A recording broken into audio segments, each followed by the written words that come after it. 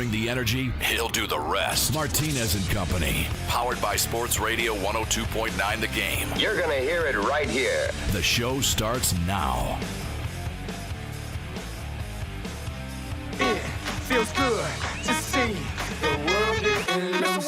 Feels good to see the world getting loose. Right. I don't know about you, Sack Noel. I don't know about you, Phenom. I don't know about you, White Shadow. I don't know about you, but I feel good. Good morning, everyone. It is Friday. That quick. It just seems like yesterday. That was obviously Monday, which I say that jokingly. But thank you all for tuning in. Once again, it is Martinez Company. I am Angel Martinez, host here of Martinez Company, of course, brought to you by Sports Radio 102.9 The Game and SR1029thegame.com. Don't forget, it's all brought to you by the Coastal Sports Network and, more importantly, the company you see right behind me that started all, Broad Street South, which is still in existence. Everything falls under the Broad Street South umbrella. And we thank you all for tuning in once again today. We hope you guys are going to have a great weekend. Good news for us here in Florida is that the cold, chilly temperatures decided to push what was going to be the next hurricane, not in our area, so I don't want anybody to get worried, but it looks like it's going to go left, at least we hope, and it's going to go across the Atlantic, so it should cause no significant damage to anyone whatsoever. But there are some crazy sports stories and then some other stuff that is kind of really intriguing, which is kind of not, I want to say odd for a Friday, but nonetheless, a couple of them that I'll get to as the show goes along is the LA Rams lineman has a playbook stolen from his car as the cops launch an investigation. That's one. Then a Brazilian woman becomes a cop to avenge her father's murder and arrested killer after 25 years, which, if you think about it, it's absolutely insane.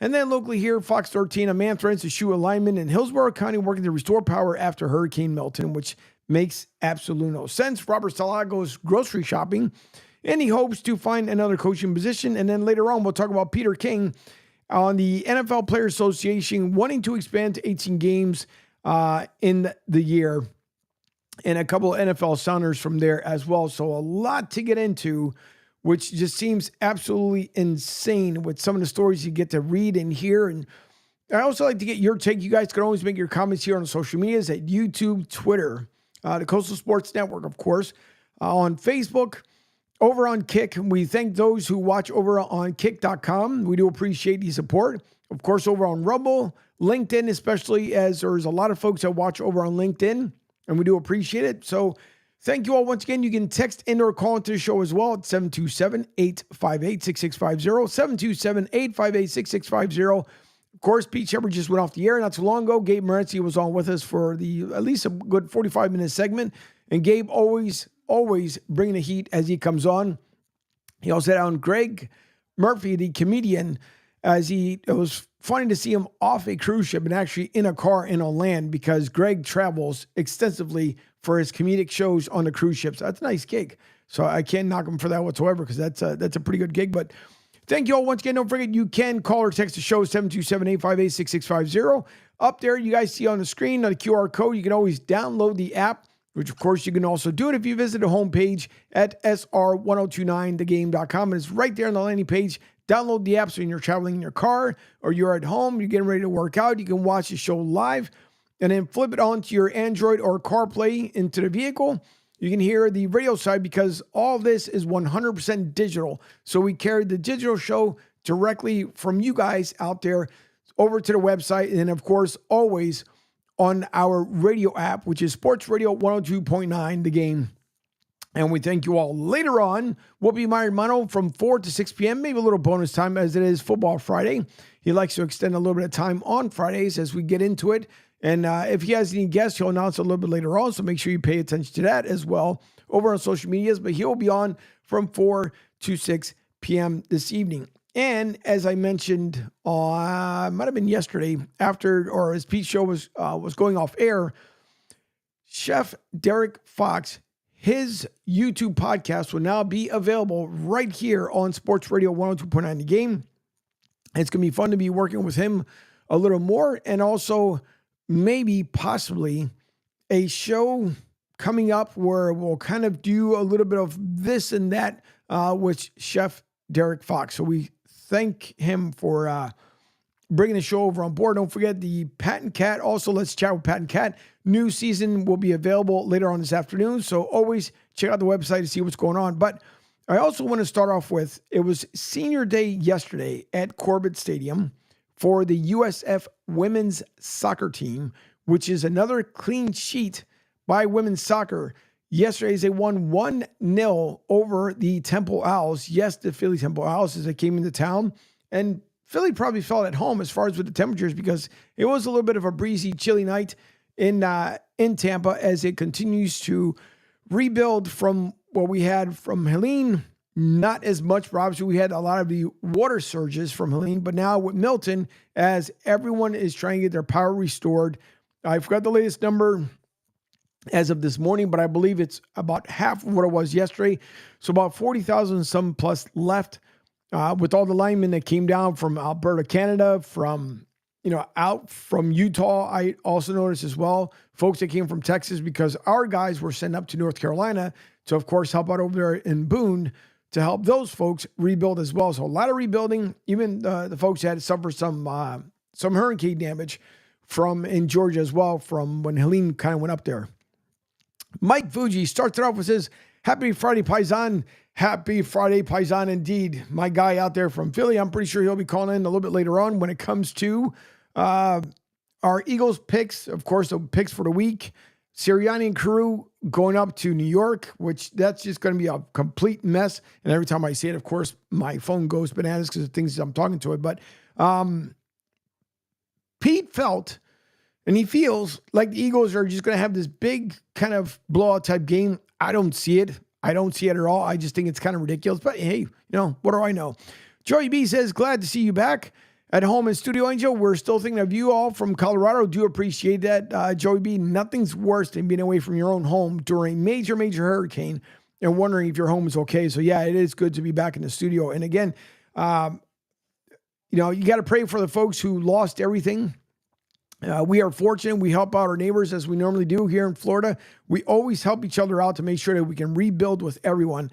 And more importantly, right here in our own little community, we try to help each other out, to clean up, whether it's trees, leaves, whatever debris is out there, cleaning out lanais, whatever it takes to make sure that we can rebuild and help each other out, because the worst thing is to be as a nasty neighbor to your own neighbor. Even if your own neighbor doesn't wave to you, doesn't matter. Go out there and help them out, because you never know. You can affect people in many different ways. Joey B says, Mike Fuji, go Giants. Duncan Dad says, let's go. Big show. Yes, we're hoping for a big show today.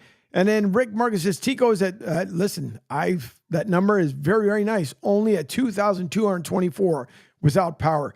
Mind you now, this is 9 days separated from when the storm came in.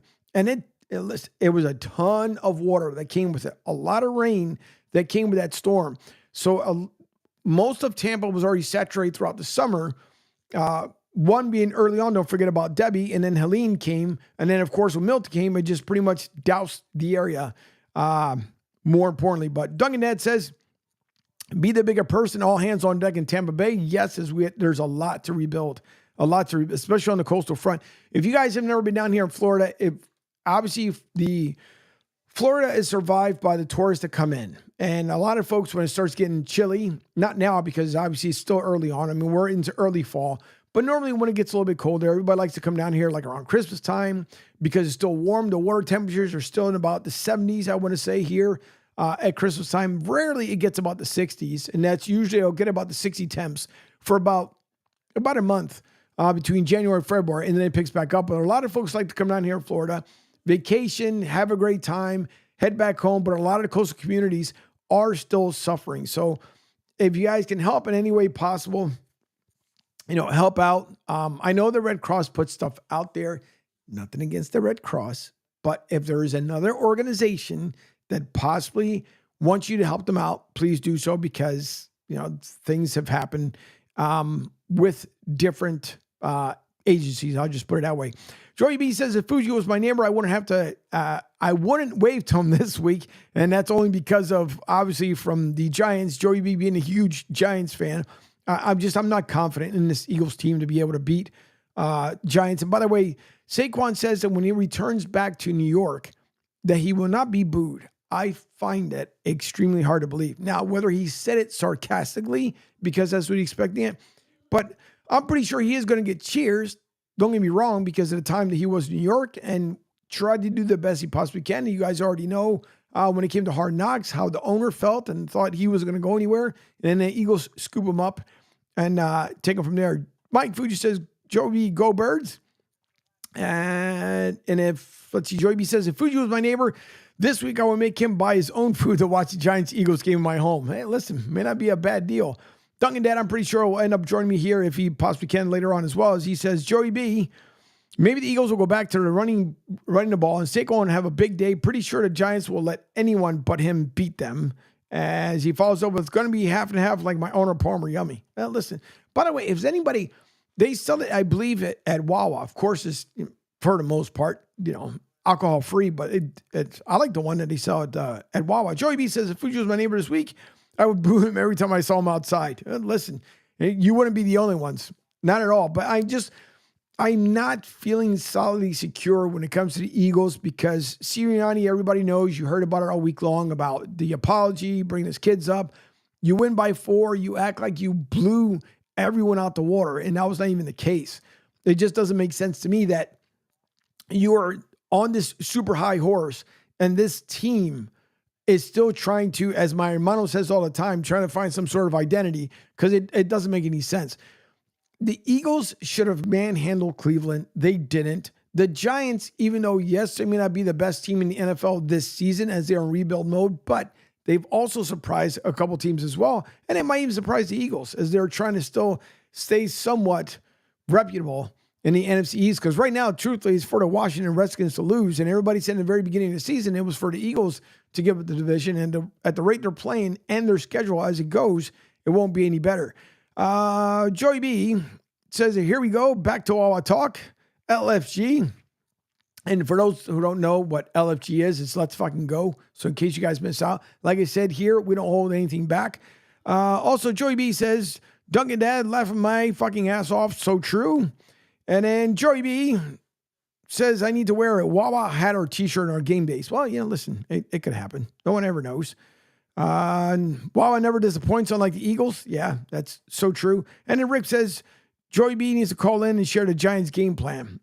That would be interesting if Joey B would actually end up doing that. So you never know. Joey B popped in one time, surprised us all. So you never know what ends up happening. But nonetheless, Wawa does make some good spread. They did make a new one down here. And I believe there's going to be one in the Philly market as well where they have the drive-through version. There's no walk-up. There's the drive-through version of what they're trying something new. And I haven't been to it yet. We haven't tried it to see how long you end up waiting. I don't know if it would be any faster than what you normally wait in the store, but I'm thinking they're probably trying to equal out that time of the drive-through than when you walk into the actual store itself. As Joey B says, Rick, I call in once a year. I like the element of surprise. So it's very true, which he did surprise the one time before. But as we get into some NFL talk also, as I started mentioning here at the top of the show, was last night, it was senior night at Corbett Stadium. And yes, it was another clean sheet for Senorita Galak. Listen, I believe, and it's just me, what do I know? But I believe she should be at least nominated for Athlete of the Year because not too many goalies end up having clean sheets, not only back-to-back, but as many as she has had this season. But these were the ladies here, your 3 seniors, as it was senior night yesterday at Corbett Stadium. And once again, they walk away with the victory at 1-0 from the match. So here are the ladies from senior day at Corbett Stadium. Hey Sierra, you're such an amazing person and soccer player. You're such a great addition to this team. We're all gonna miss you so much, especially the team hair braider. We love you. Hey Ella, thank you so much for everything you've invested into this team. You lead with so much kindness and love for the people around you. We're so excited to see the professional girl boss you become. Glue won't be the same without you. We love you. Love you, Ella. Hey, Cordelia. We all love you so much. And we appreciate you coming to this team. I'm gonna miss you so much. Thank you, CC. Hey Penny, just wanted to say we love you so much. You're the most supporting, resilient, and caring person that I know. Thank you for always being here for everyone. Hey, Georgie. Just want to say thank you for everything you do for our team on and off the field. You inspire us to be better every day. We know you're going to succeed in whichever path you take in life. Congrats on graduating. We love you. On a Suitor, the most thoughtful, Adventurous, giving, athletic, supportive person with the biggest Swiss heart. you are just the best, and we will miss you and Bamboo so much. We love you. Peyton, not only are you my favorite sister ever, but you're the most irreplaceable teammate and friend. With a big impact on and off the field. We love you. And Dobby. There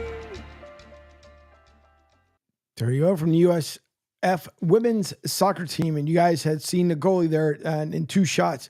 Sedina de Galak, who, once again, she just an amazing individual of what she's been able to do on and off the pitch there, along with the rest of the team.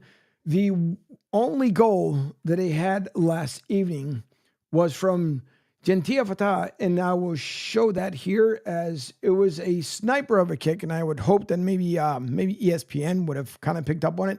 But here was the lone goal from last night's match on the pitch. An ice cold shot. You can't do it any better than that. Finds the inches of space between Bino's hand and the crossbar. On a Fatai with an. So once again, the ladies just tremendous. This team, and I've mentioned early on, and it's still, I mean, there's still some season left for the ladies, but they could be facing the defending champions once again that they faced in the beginning of the season, which it was completely different when they came on board. I mean, when obviously the season started, the defending champs came in, won that one 5-0. And basically, since then, the USF women have been just lights out since. So if it comes down to it again, it would be amazing to see, especially with Coach Brown. I'm also going to bring up some audio that they had last night from USF's website as well. You guys can always visit USF through sr1029thegame.com. So I'll bring up his audio, and I'm going to get back here to the comments in a second. As Penguin AZ says, good morning, fellas. Waking up nice and early, just like Joey B. Well, Penguin AZ wakes up about an hour later, but was up an hour earlier because he was on. He had said hello to us over on the Pete Shepard Show. As Joey B, they exchange pleasantries as they do here. Says good morning, Rick M. Good morning, everybody. Just saying good morning to one and all. So I make sure I want to acknowledge everyone saying the pleasantries as we always do here on the show. And once again, you guys can call or text into the show, as I mentioned at the top of the show, 727-858-6650. Now, I want to bring this audio up, and I may have to switch a little screen here, just so you guys can kind of follow along. Here is Coach Brown last night after the match, as he talked about the seniors.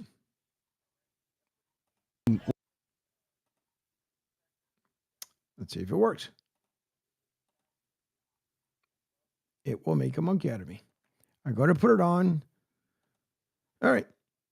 As always, sometimes you got to do a little bit of a refresh, and then it works. Wow. This is a first. It worked just fine before, of course, I came on air because I tested it out, and now it's going to make a monkey out of me. So we'll see if it's just okay. Well, so much for that one.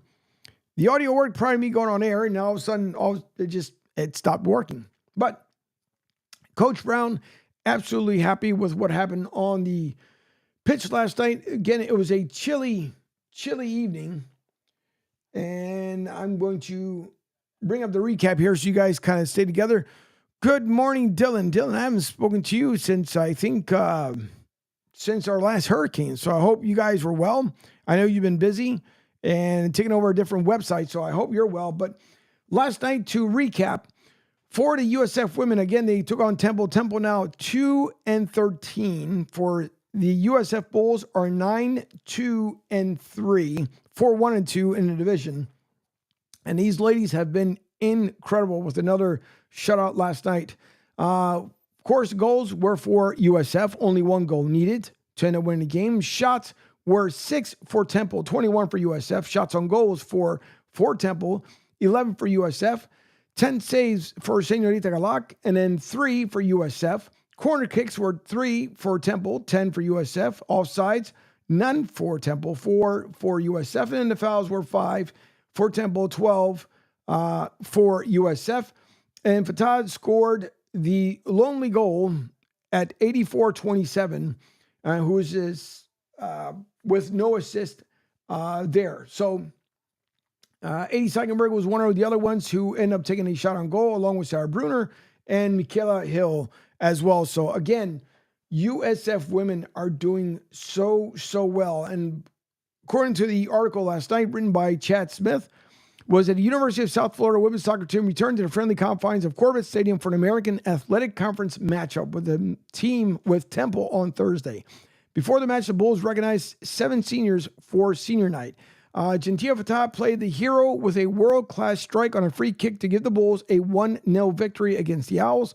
With the win, South Florida improved to 9-2-3 overall and a 4-1-2 in league play, while Temple fell to 2-13 overall and 0-6 in the AAC. So, before the match, Sarah Brunner, Cece Cross, Ella Shapiro, Madeline Penman-Derstein, Georgia Brown, Anna Studer, and Peyton Felton were all were honored as part of senior night. You guys had seen a video that I had played earlier on.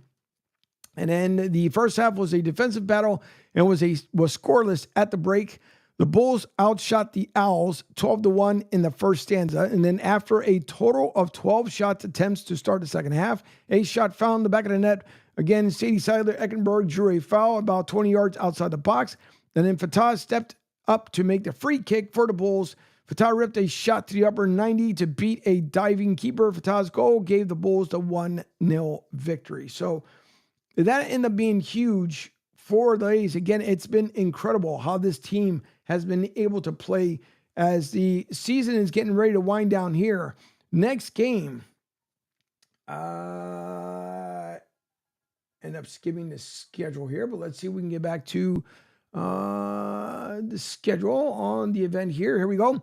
Next one ended up being is October 20th, 3:30, and they take on North Texas. So that is the next match upcoming. That'll be at 3:30 in the afternoon, again, against North Texas. So this team is just resilient. Coach Brown, I'm quite sure with the success that him and his wife had, she, of course, now, Coach Brown over with Tampa Bay Sun Football Club, is trying to have the same success that she had at USF. Of course, it's different when you're over at the National League level versus over at the collegiate level, as she is trying to get this team, and it's hard because with Coach Brown over on the Tampa side, she has to deal with a rotational of players that are coming and going as they try to put a good team together. And hopefully this league, the USL Super League, will end up coming back for next season. I know there's a lot of talks. A lot of people have heard that possibly they may not return. I believe they have been successful enough to be able to come back.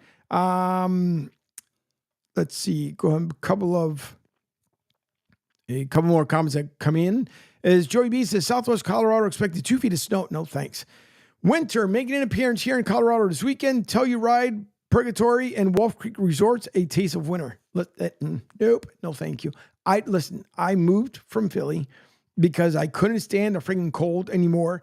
It drove me bananas, and I do not miss it whatsoever. As Joey B says, enjoying palm trees and warmth in Arizona and Florida. You know what? Wonder if Penguin AZ, a small storm is hanging over the east Valley of Arizona. Listen, Penguin AZ, that's the one that might be coming across there, but I don't think it's going to make it all the way up to Arizona. That's some of the stuff that's going on a little bit further south than you, but we did hear not too long ago, I think they said it was some 400 deaths over the summer in Vegas, and who knows, that might have been a lot of heat-related stuff that went on over there. Dylan says, doing good. I'll be the USF game tonight. Well, that's good to know. Rick says below 60 degrees and I get my winter jacket out. Yeah, it's bizarre here. And it's only because we're surrounded by water down here in Florida. And so I know a lot of people might come here and they end up teasing people and saying, well, you know, it's chilly, but when you're surrounded by water and then the way humidity is around here, it feels like it kind of goes through you, but it is kind of bizarre, except for when I used to work for the school district. The funny thing is that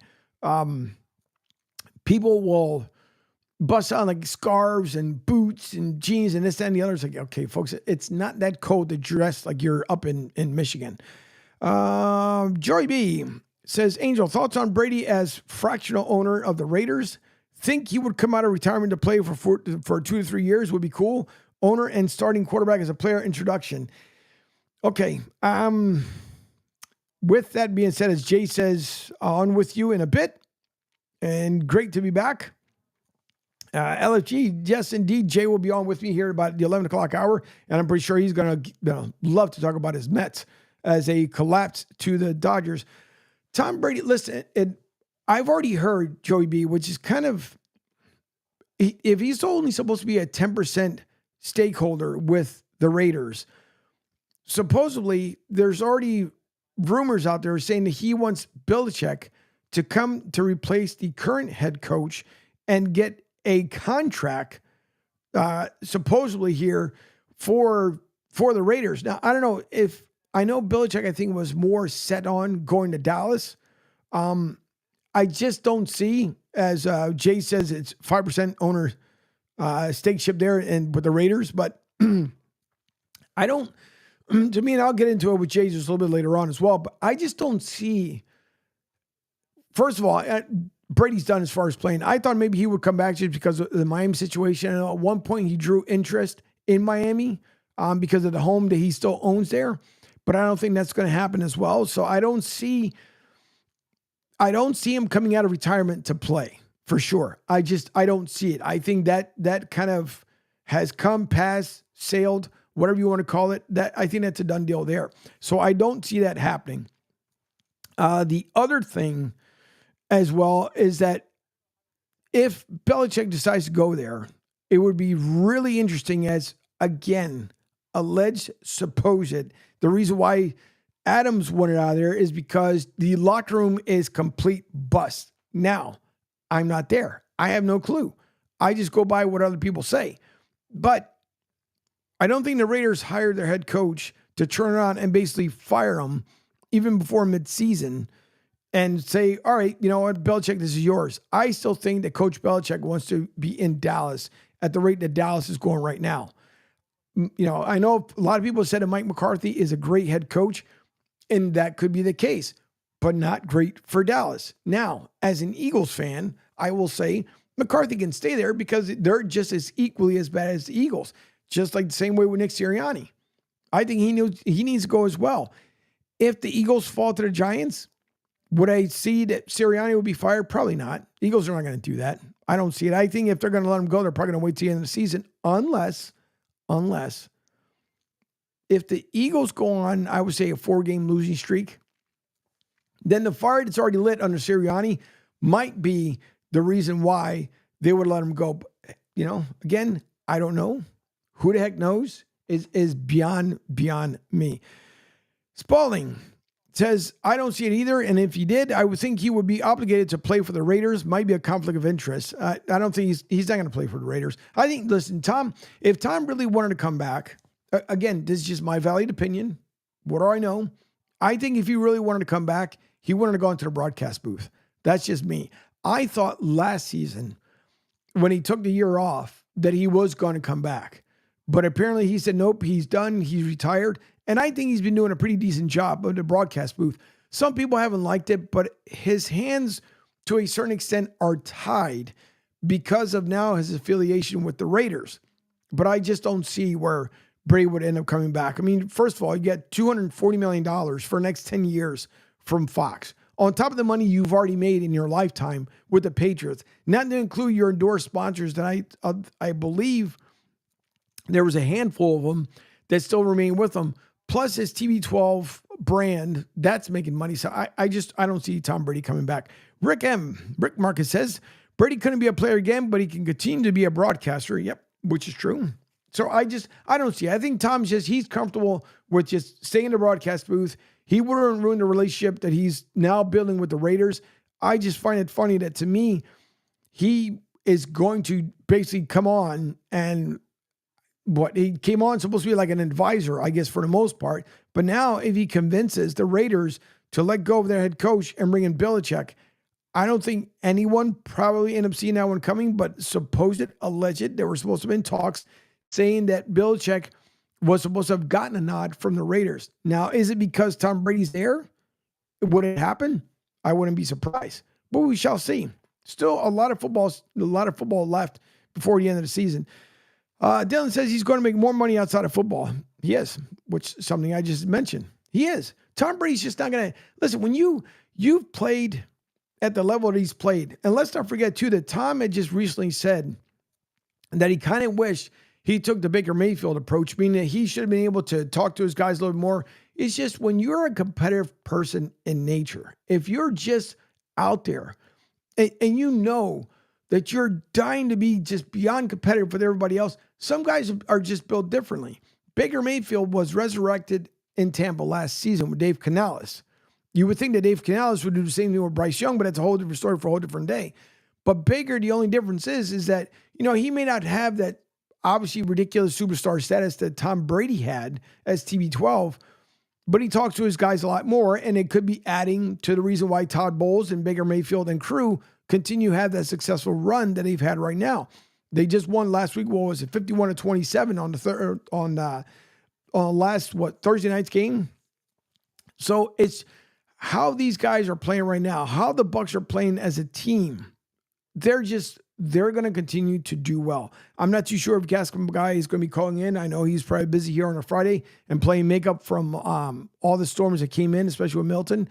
So we'll see if he'll getting his take here on a Friday when it comes to the Buccaneers. But right now, you look at the Bucs. The Bucs, I mean, you're standing toe-to-toe with Atlanta, which you would thought it would be with New Orleans, but New Orleans, who suffered yet another loss last night, and one of the linemen as well has a broken fibula.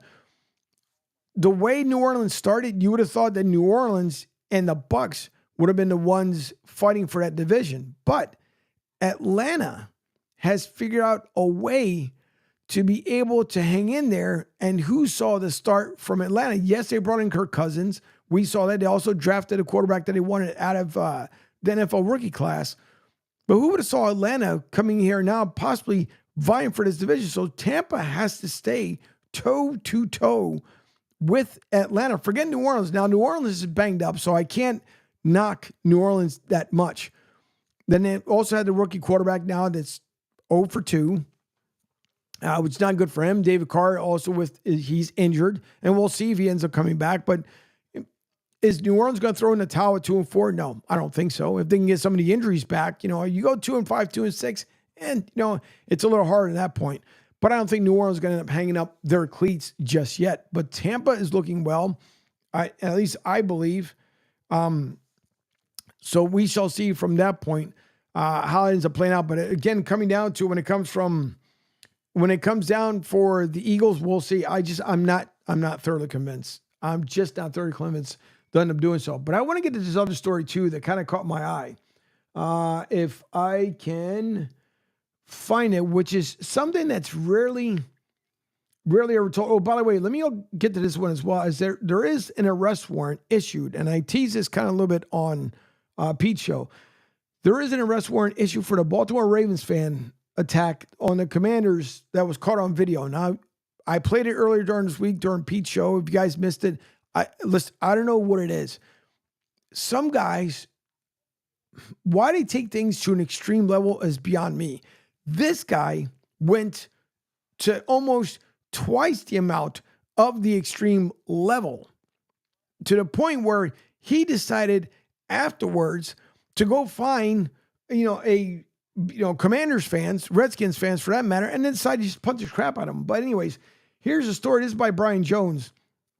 Police in Baltimore are searching for the Baltimore Ravens fan who attacked Washington Commanders fan after the Sunday's game. Now, mind you, this is almost a week later. They're finally trying to find this guy to arrest him. So an arrest warrant has been issued for John Callis. Some people had pointed him out during the video saying that this is who this guy is. So an arrest warrant has been issued for John Callis, who is facing first-degree aggravated assault and 3 counts of second-degree assault. A video that was posted online showed the Ravens fan allegedly approaching 2 23-year-old Commanders fans and swinging at them. One Commanders fan was sent to the ground after being hit. The other was pushed into the wall by Callis, who then flexed for the camera while wearing a Lamar Jackson jersey. Once the video went viral, the police launched an investigation. Now, Don't know if this will end up. Let's see if this ends up playing. I'll bring it up first. And it's not going to, nope, it's not going to end up playing there. So I'll leave that one just where it was. But if you guys have missed it, this guy he decided upon himself, just walk down the street, go find, hangover, as he called it, leftover hangover Commanders fans that weren't doing anything. This guy just chose it upon himself to go out there and swing for the fences. Listen, in this crazy society that we live in today, we've seen where people have just been punched randomly for absolutely no reason whatsoever. Why on God's green earth would you choose to not only go out there and punch somebody, yet alone to go out there and put it on video, which a lot of people, I don't think it's been a while since everybody remembers like World Star videos. People go out there and just punch somebody like World Star, going to be World Star famous. Now, this guy was ousted by a couple of folks apparently who knew him. He ended up losing. Apparently, he had a good job, lost his job, supposedly lost his girlfriend. I have no idea, whether these two things that actually happen, I guess, until eventually they catch up with him. But it doesn't make any sense for this to happen. So the attack comes after the Ravens defeated the Commanders 30-23 to improve their record to 4-2. Ravens quarterback Lamar Jackson threw for 323 yards and one touchdown with 40 rushing yards.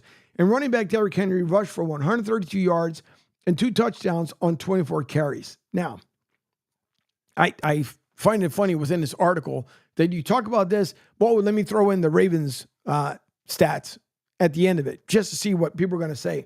Nonetheless, I don't think, obviously, NFL athletes like it when people commit, whether it be in vicious attacks, they throw racial slurs out there or whatever else, and then they're wearing like their favorite jersey from a player that they support.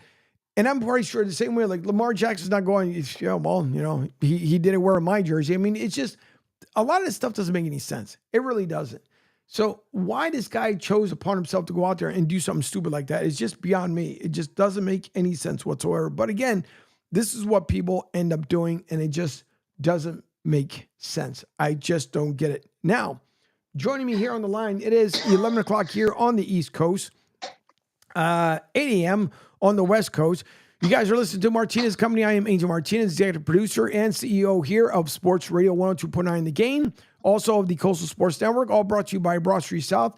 And normally we have the party line going on a Friday, but I know some folks are busy. But Mike Fuji, who normally calls in on Friday, which he does from Philly, as we'll get into some Eagles breakdown. Jay will be joining me via video here, hopefully shortly. But Fuji, first of all, happy Friday, Paisan, and welcome to the show. Thank you, Angel. How are you doing? How's everybody doing? Happy football Eagles Friday, Eagles Giants, Barkley, the homecoming. How are you? I am good. I am definitely good. As I got to add someone here real quick. Can you hear me better, like clear this time? Yeah, I can. I told you, if you get away from Metro PCS, you should be good. No, I'm on my work phone now. So. Oh, is that what it is? Yeah. Okay. Yeah, right. By the way, Penguin AZ says, yo, Fuji, out there from Arizona. Hey, Penguin, how are you? Hey, Rick, how you doing? Joey B. If I was your neighbor, I'd be giving you bird signs if I lived in your neighborhood, especially this week. Yeah, exactly. As I'm playing here, of course, producer and everything else, sending out messages. Gas from guy can call in. And Jay, if you're listening in, try it again. I had to set something else up, so hopefully you should be able to get it now. So if not, I will send you a temporary link, Jay. But try it again if you're listening in. As Rick says, hello, Fuji, by the way. But Fuji, now, you got Saquon Barkley that says that he's going back to New York. And I'm pretty sure all the fans are expecting him to go back there nonetheless.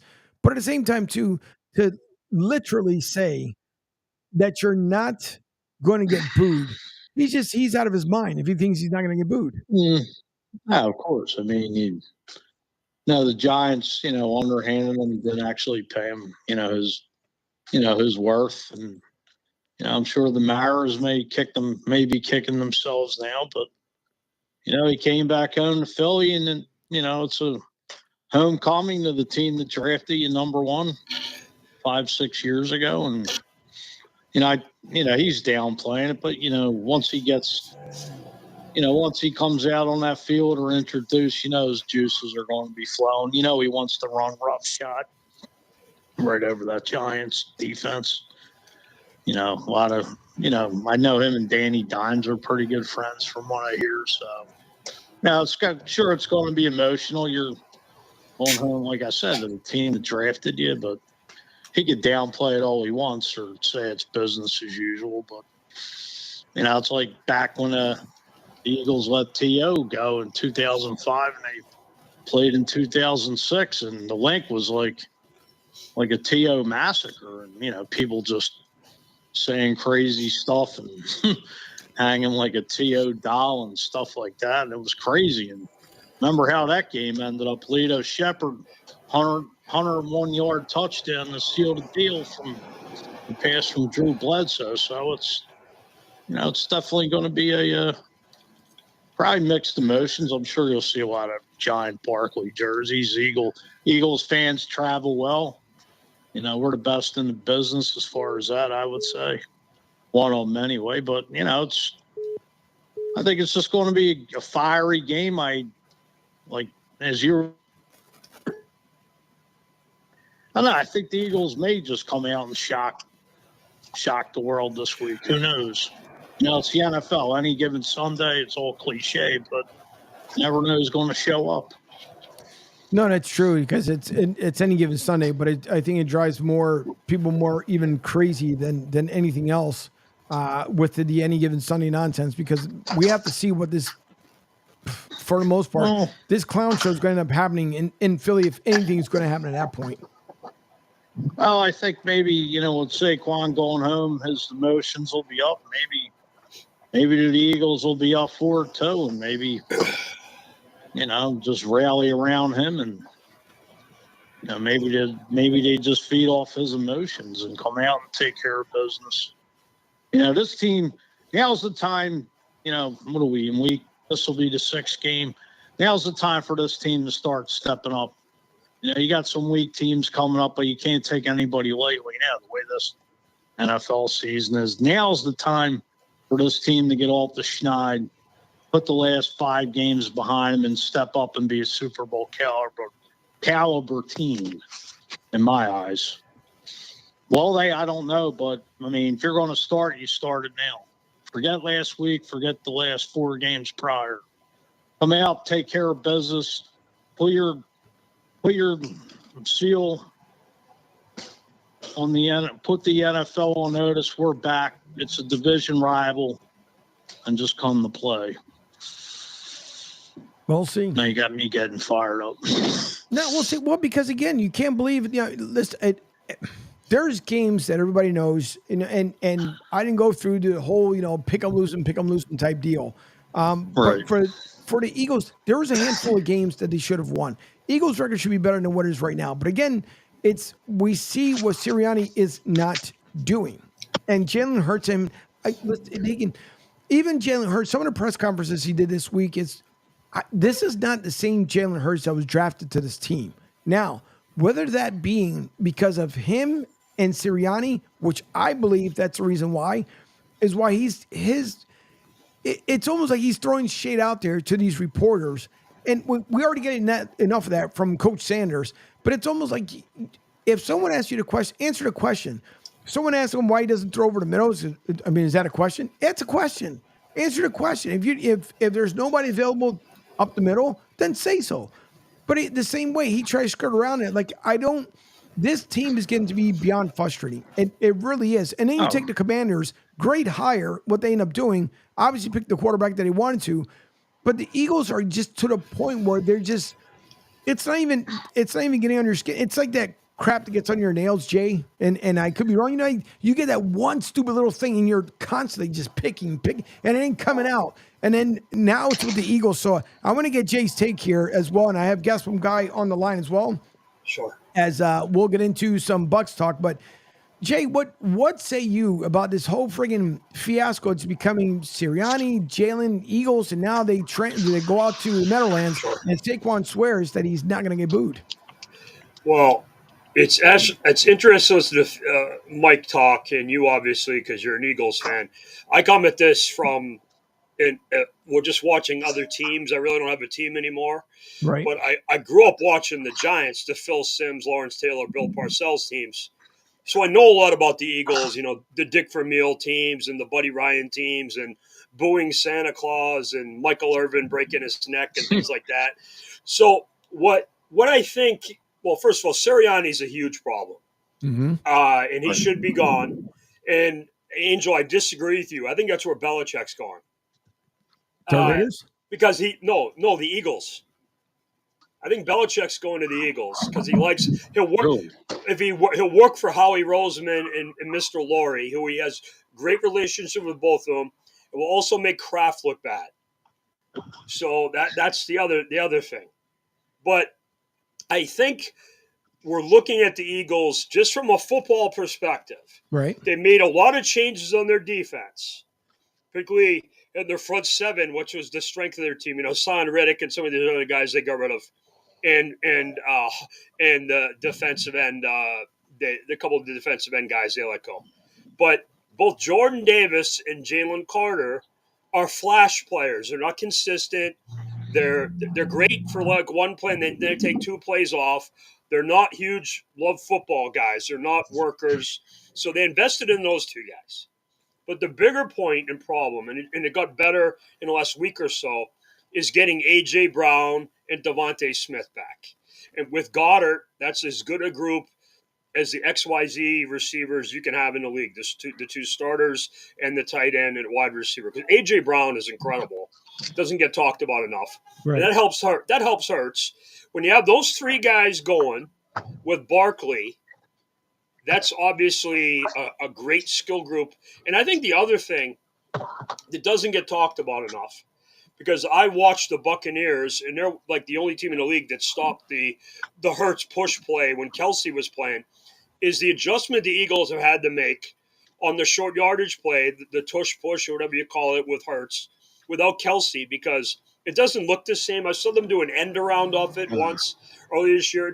It's a weird, dysfunctional team, and I think Sirianni's a huge part of it. But I said this to Angel a couple weeks ago. Isn't this the third set of coordinators he's had since all the Super Bowl team had all the coordinators leave? Shane Steichen and the defensive coordinators, now the Arizona Cardinals coach. So, I mean, there's no stability there, and he's just a wacko. I mean, he knows he screwed up. He brought his kid to the press conference, for God's sakes. Right. Which is the dumbest thing ever. I'm sorry. Guess what, guy? You wanted to say something? Oh, no, I was just agreeing with everything he was saying. Not to chime. Good morning, fellas, first of all. Technically, this is really Jalen Hurts' fourth coordinator, if you really look at Doug Peterson was here. That's right. Taylor. That's right. So they had Doug Peterson and Press Taylor was the OC? Yes. Okay, so now if people don't know who that is, he's the OC now for the Jaguars. Correct. Yes. And his brother is the head coach of the Bengals. Yeah. Did not know that. And his back in the day, Zach, the Bengals coach, was Nebraska's quarterback way back, like almost exactly 20 years ago. Because Michigan played him in a bowl game. I think it was 2005. It's crazy when you think about the world. And you had Brian Johnson as your OC. I think last year he was a Utah quarterback. So it just it's nuts when you look at so many of these messes. And by the way, look how big a mess the Jaguars' offense is right now. Yeah. With Press there, isn't that crazy? With all that talent they have down there, they have good players. They're just and you got to think about Beef that if he decides, by the way, Beef joins me here on Fridays at 11 o'clock in the morning. Of course, you guys can listen to his show, his segment on Mondays and Wednesday nights from 6 to 8 p.m. This week was kind of condensed as we're coming back from the hurricane, getting things fired up. Next week, everybody's right back to their full normal rotations. So all the shows will be back as well. But no, it's a great point you bring up because, again, usually when the Jaguars travel to London, that's been like their home away from home. Yeah. This week, but Angel, we saw why they did that. What happened this week in Jacksonville? Yeah, well, They got a new stadium. yeah, they did. They did, which I'm kind of, I'm still, I'm It's still on just the funny. fence with This these. is one of Kathy, my business partner's pet peeves. These taxpayer funded stadiums, and it's just it's pretty funny. So I don't know what's going on in Florida. I haven't seen the breakdowns of what they've done. I'm from Boston. It's the only city in pro sports where everything is paid for by the management of the teams. There's no breaks. Kraft built Gillette Stadium. The Bruins and Celtics built TD Garden, and Fenway is 100 years old, and who cares? So I mean, it's just the way things are and differently. So, and obviously, you're going to get streets and things like that done. That's just common sense. But no breaks and no public money for so Bob Kraft can sell more luxury boxes or whatever, and they make the money back on taxes and jobs and things like that. And I mean, this with the Eagles, with the new stadiums and everything, the link and they got rid of the vet stadium years ago. But no, it's interesting to see. But no, No, keep it is. going. We're talking about Jacksonville. Go ahead, talk. Yeah, no, but that's the whole entire thing. What I'm still kind of surprised, only because it felt like for the longest that Jacksonville was going to be that first team that they wanted overseas and they wanted it over on the European side of the house. Yes, in a way, I guess until the new stadium comes around, then I'll be convinced that Jacksonville's staying there. But I still believe. So to me, they're now what they wanted the Rays to do, right? They wanted the X-Rays to go Montreal, Tampa, or St. Pete, right, and become the X-Rays. So to me, it's almost it's going to be X-Rays. I know it's just dumb. I'm going to get into that whole thing too with that nonsense. And I told you about that about Oakland. I told you, Angel. You did, and I'm going to get into that as well because I God Almighty, this team. So people need to understand this as far as the A's go. The A's leaving Oakland is almost exactly the same thing as the Cleveland Browns going to Baltimore and becoming the Ravens. Right. That was a pissing contest between the A's owner, Fisher, and the city of Oakland. And I know about the Golden State Warriors and the Raiders leaving. The Raiders have been leaving for 40 years, going back to when they were in Los Angeles. Mm-hmm. And the Warriors just became too big for that market and needed a better stadium situation because they're the hottest thing in the league. The ownership there spends money. Their payroll is like $500 million. And it just was a better situation for the Warriors. And very much like the 49ers moving out to Santa Clara. But it's the A's leaving isn't because that market's bad. If you bring in a good ownership group and they work with the city and can get a stadium built, the A's will be fine. That guy wanted to leave. This goes back to the Moneyball in the late 80s. Started with the Tony La Russa, Konsenko, McGuire, Dennis Eckersley, Dave Stewart teams. But it's not – this isn't a bad market. Now, Jacksonville is interesting for a couple of reasons because it's like the midway between like Atlanta and Tallahassee type of thing. Right. That's why they do the largest cocktail party in America, the Gators Bulldogs game. So it's a nice little college town. I think Mr. Khan's did a good job there. Mm-hmm. The organization. Now they're going to probably have a coaching change here. And that's another place that Belichick would probably make sense in. But because he wants to go to a place with a quarterback. He doesn't want to do a rebuild. Right. He's trying to break Don Shula's record, and he's not 23. Correct. So the Jaguars make a lot of sense for him also. But I don't think – they just need a better stadium situation. And they came in the league in, 94? Or 95. 95. So that's almost 30 years. It's a nice place. It's a nice stadium. You've been down there. Usually you can get in there when you go down. It's like the old Tampa Stadium. Mm-hmm. When, I think they called it Houlihan's before the Edward Raymond James got built up. But it's a good market. I don't know what's going to happen. I know the league doesn't like moving teams. And I just mentioned Cleveland. They're getting a new dome, I heard and read. Right. That's going to be interesting. Just what the Browns need. Maybe by then they'll get rid of Deshaun Watson. Yeah, okay, one could wish. Really? One could wish. By the way, joining us as well as Duncan Dad. Not only does he make the comments, and then poof, just like a cup of coffee, he pops right in. And excuse me. By the way, Okay, Duncan Dad, what do you get today? I want to hear the order. Black coffee today, just black. There you go. I'm waiting for my shipment to come in. So, Beef, Duncan Dad, he told me he was going to send me coffee. By the way, I'm going with the green apple monster. I mean, green tea monster. By the way, how's that? Oh, there you go. Hey, Angel 200 mgs, baby. Holy moly. Nice. Man. Maybe that's what they got a couple bags of the holiday blend. I'll send down. I'm Batman with this stuff on. I can go. I'll be out all night fighting crime until 3 or 4 in the morning. But no, So my routine is pretty simple. I drink 200 mgs a day, whether it's one of these. I mean, I read the labels on everything. Most of these are under 200, right. But this is a big C day for me.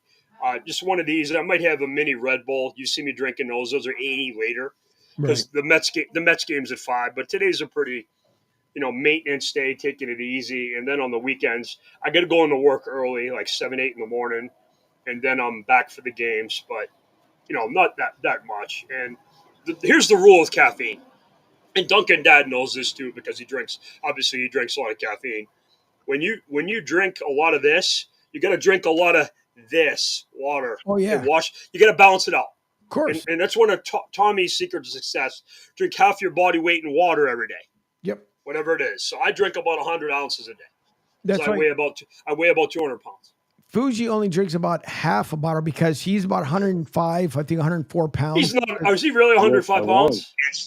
No. Easy, and then on the weekends. No, he's no, he is definitely not 104 pounds. No, but Fuji, he's not a heavyweight either. I mean, he's for his height and size, he's probably where he needs to be.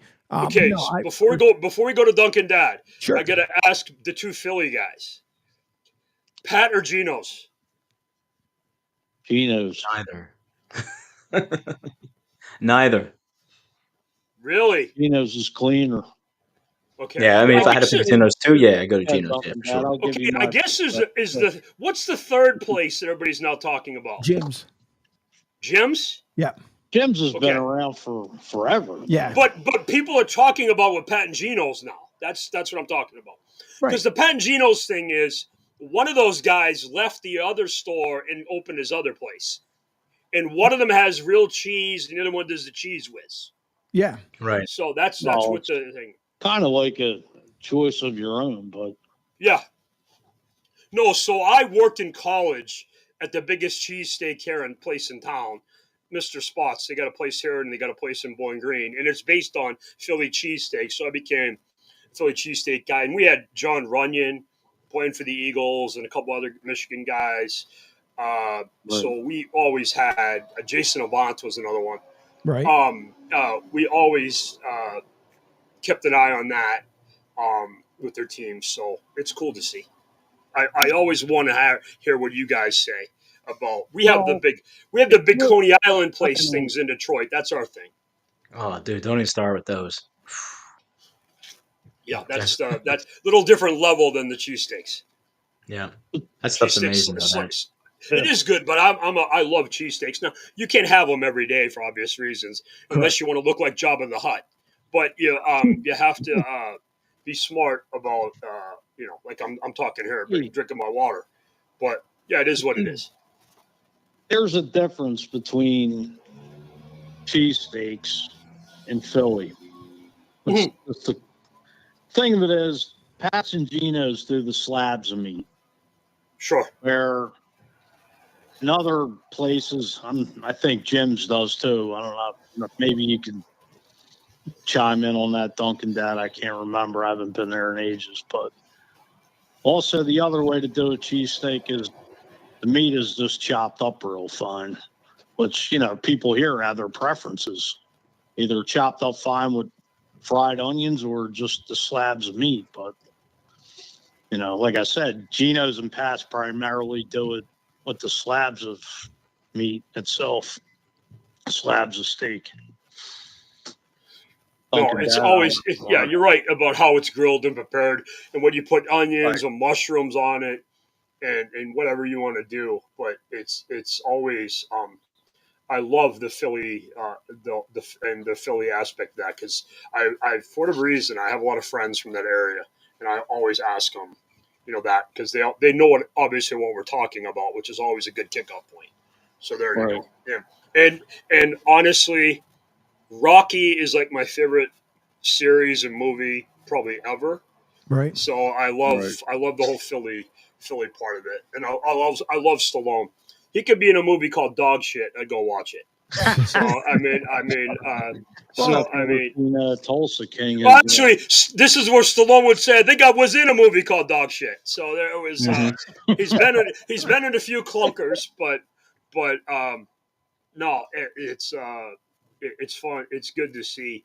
I'm glad to be on with you guys. And the biggest thing is, hey, let's all welcome Angel back because that storm, that was something, man. Absolutely. Glad you're back, Angel, and safe, buddy. Thank you. No, I appreciate it. Hopefully everyone will continue And to by get... the way, my Mets ended your pain, so don't worry, your Phillies are fine. But hey, we're about to be joining you soon, so don't be worried about it. Unless we figure out a way to get Owatani and friends out. We're not going to be an active participant in baseball much longer. No, they've already reached out to Duncan Dad. Duncan Dad takes all kinds of golf reservations, tourist reservations. Like when the teams are done, they all go to Duncan Dad, and then he puts it out there. He gives them nice arrangements, make sure that they're fine. And by the way, those who had missed it, also Duncan Dad appeared on the Upper Bowl podcast with Trevor Harris. So if you guys missed that episode, you can go back and listen to that as well. So good job by you there, Duncan Dad, talking about the Eagles with Trevor, who is a huge Eagles fan down in Miami area. Okay, so busy, man. Since you brought this up, Duncan Dad, your current, and this is for Mike too, Duncan Dad, your favorite current Eagle and your all-time favorite Eagle. Oh, man. I come with tough questions. Tough questions. All time, I mean, I have the Dawkins jersey. I just like the way he played the game. Brian Dawkins. Brian Dawkins. Yeah, I think he was just Where'd he go to college? Where'd he go to college? If you know this, he went to Clemson, right? Good man. Yeah, Clemson Tiger. And good family man. Good. He's just a good entrepreneur. After the game, helping out people's community. Good foundation. Really, great guy. Legit guy. Currently, and a legit Hall of Famer, by the way. There are Hall of Famers and there are guys who are in the Hall of Fame. Brian Dawkins is a Hall of Famer. Yeah. We always have this conversation anytime the Hall of Fame stuff comes around in matter of sports. The Hall of really good, but because you were sort of here amongst your peers, you sort of get the call and you go in. And then there's the Hall of Fame. Like they should really have separate sections within the Hall of Fame. What Coach Prime said, Angel's buddy, whipping boy, Coach Prime. But let me tell you something. Like just as an example, if I was in charge, there'd be about 10 quarterbacks in the Hall of Fame. That's how I am. There aren't that many should be in the Hall of Fame.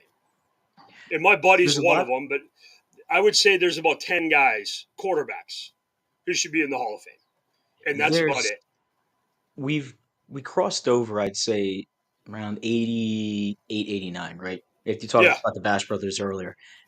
Right around that point, we started getting into the crazy numbers and stats. Crazy numbers, the collections of stats.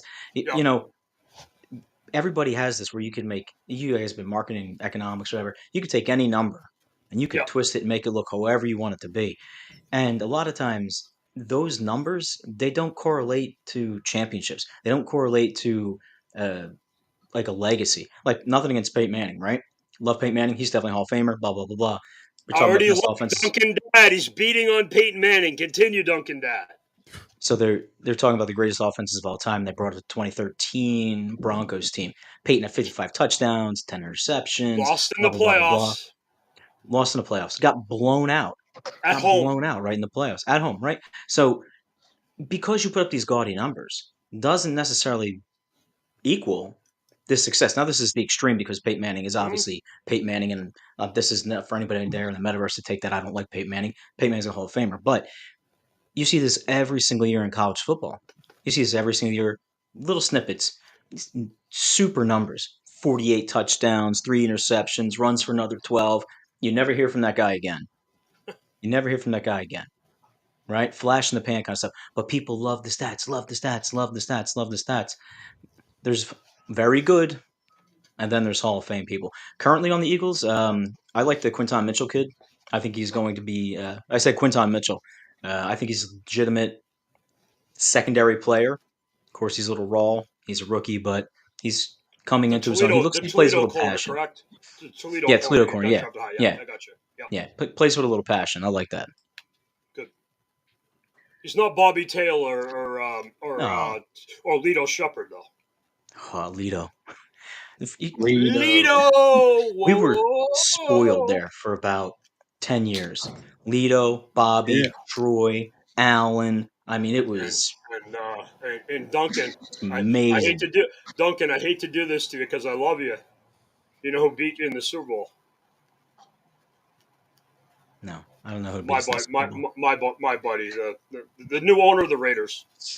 Oh, So, hey, I was on that team. That team was awesome. By the way, the 04 Patriots. That team was ridiculous.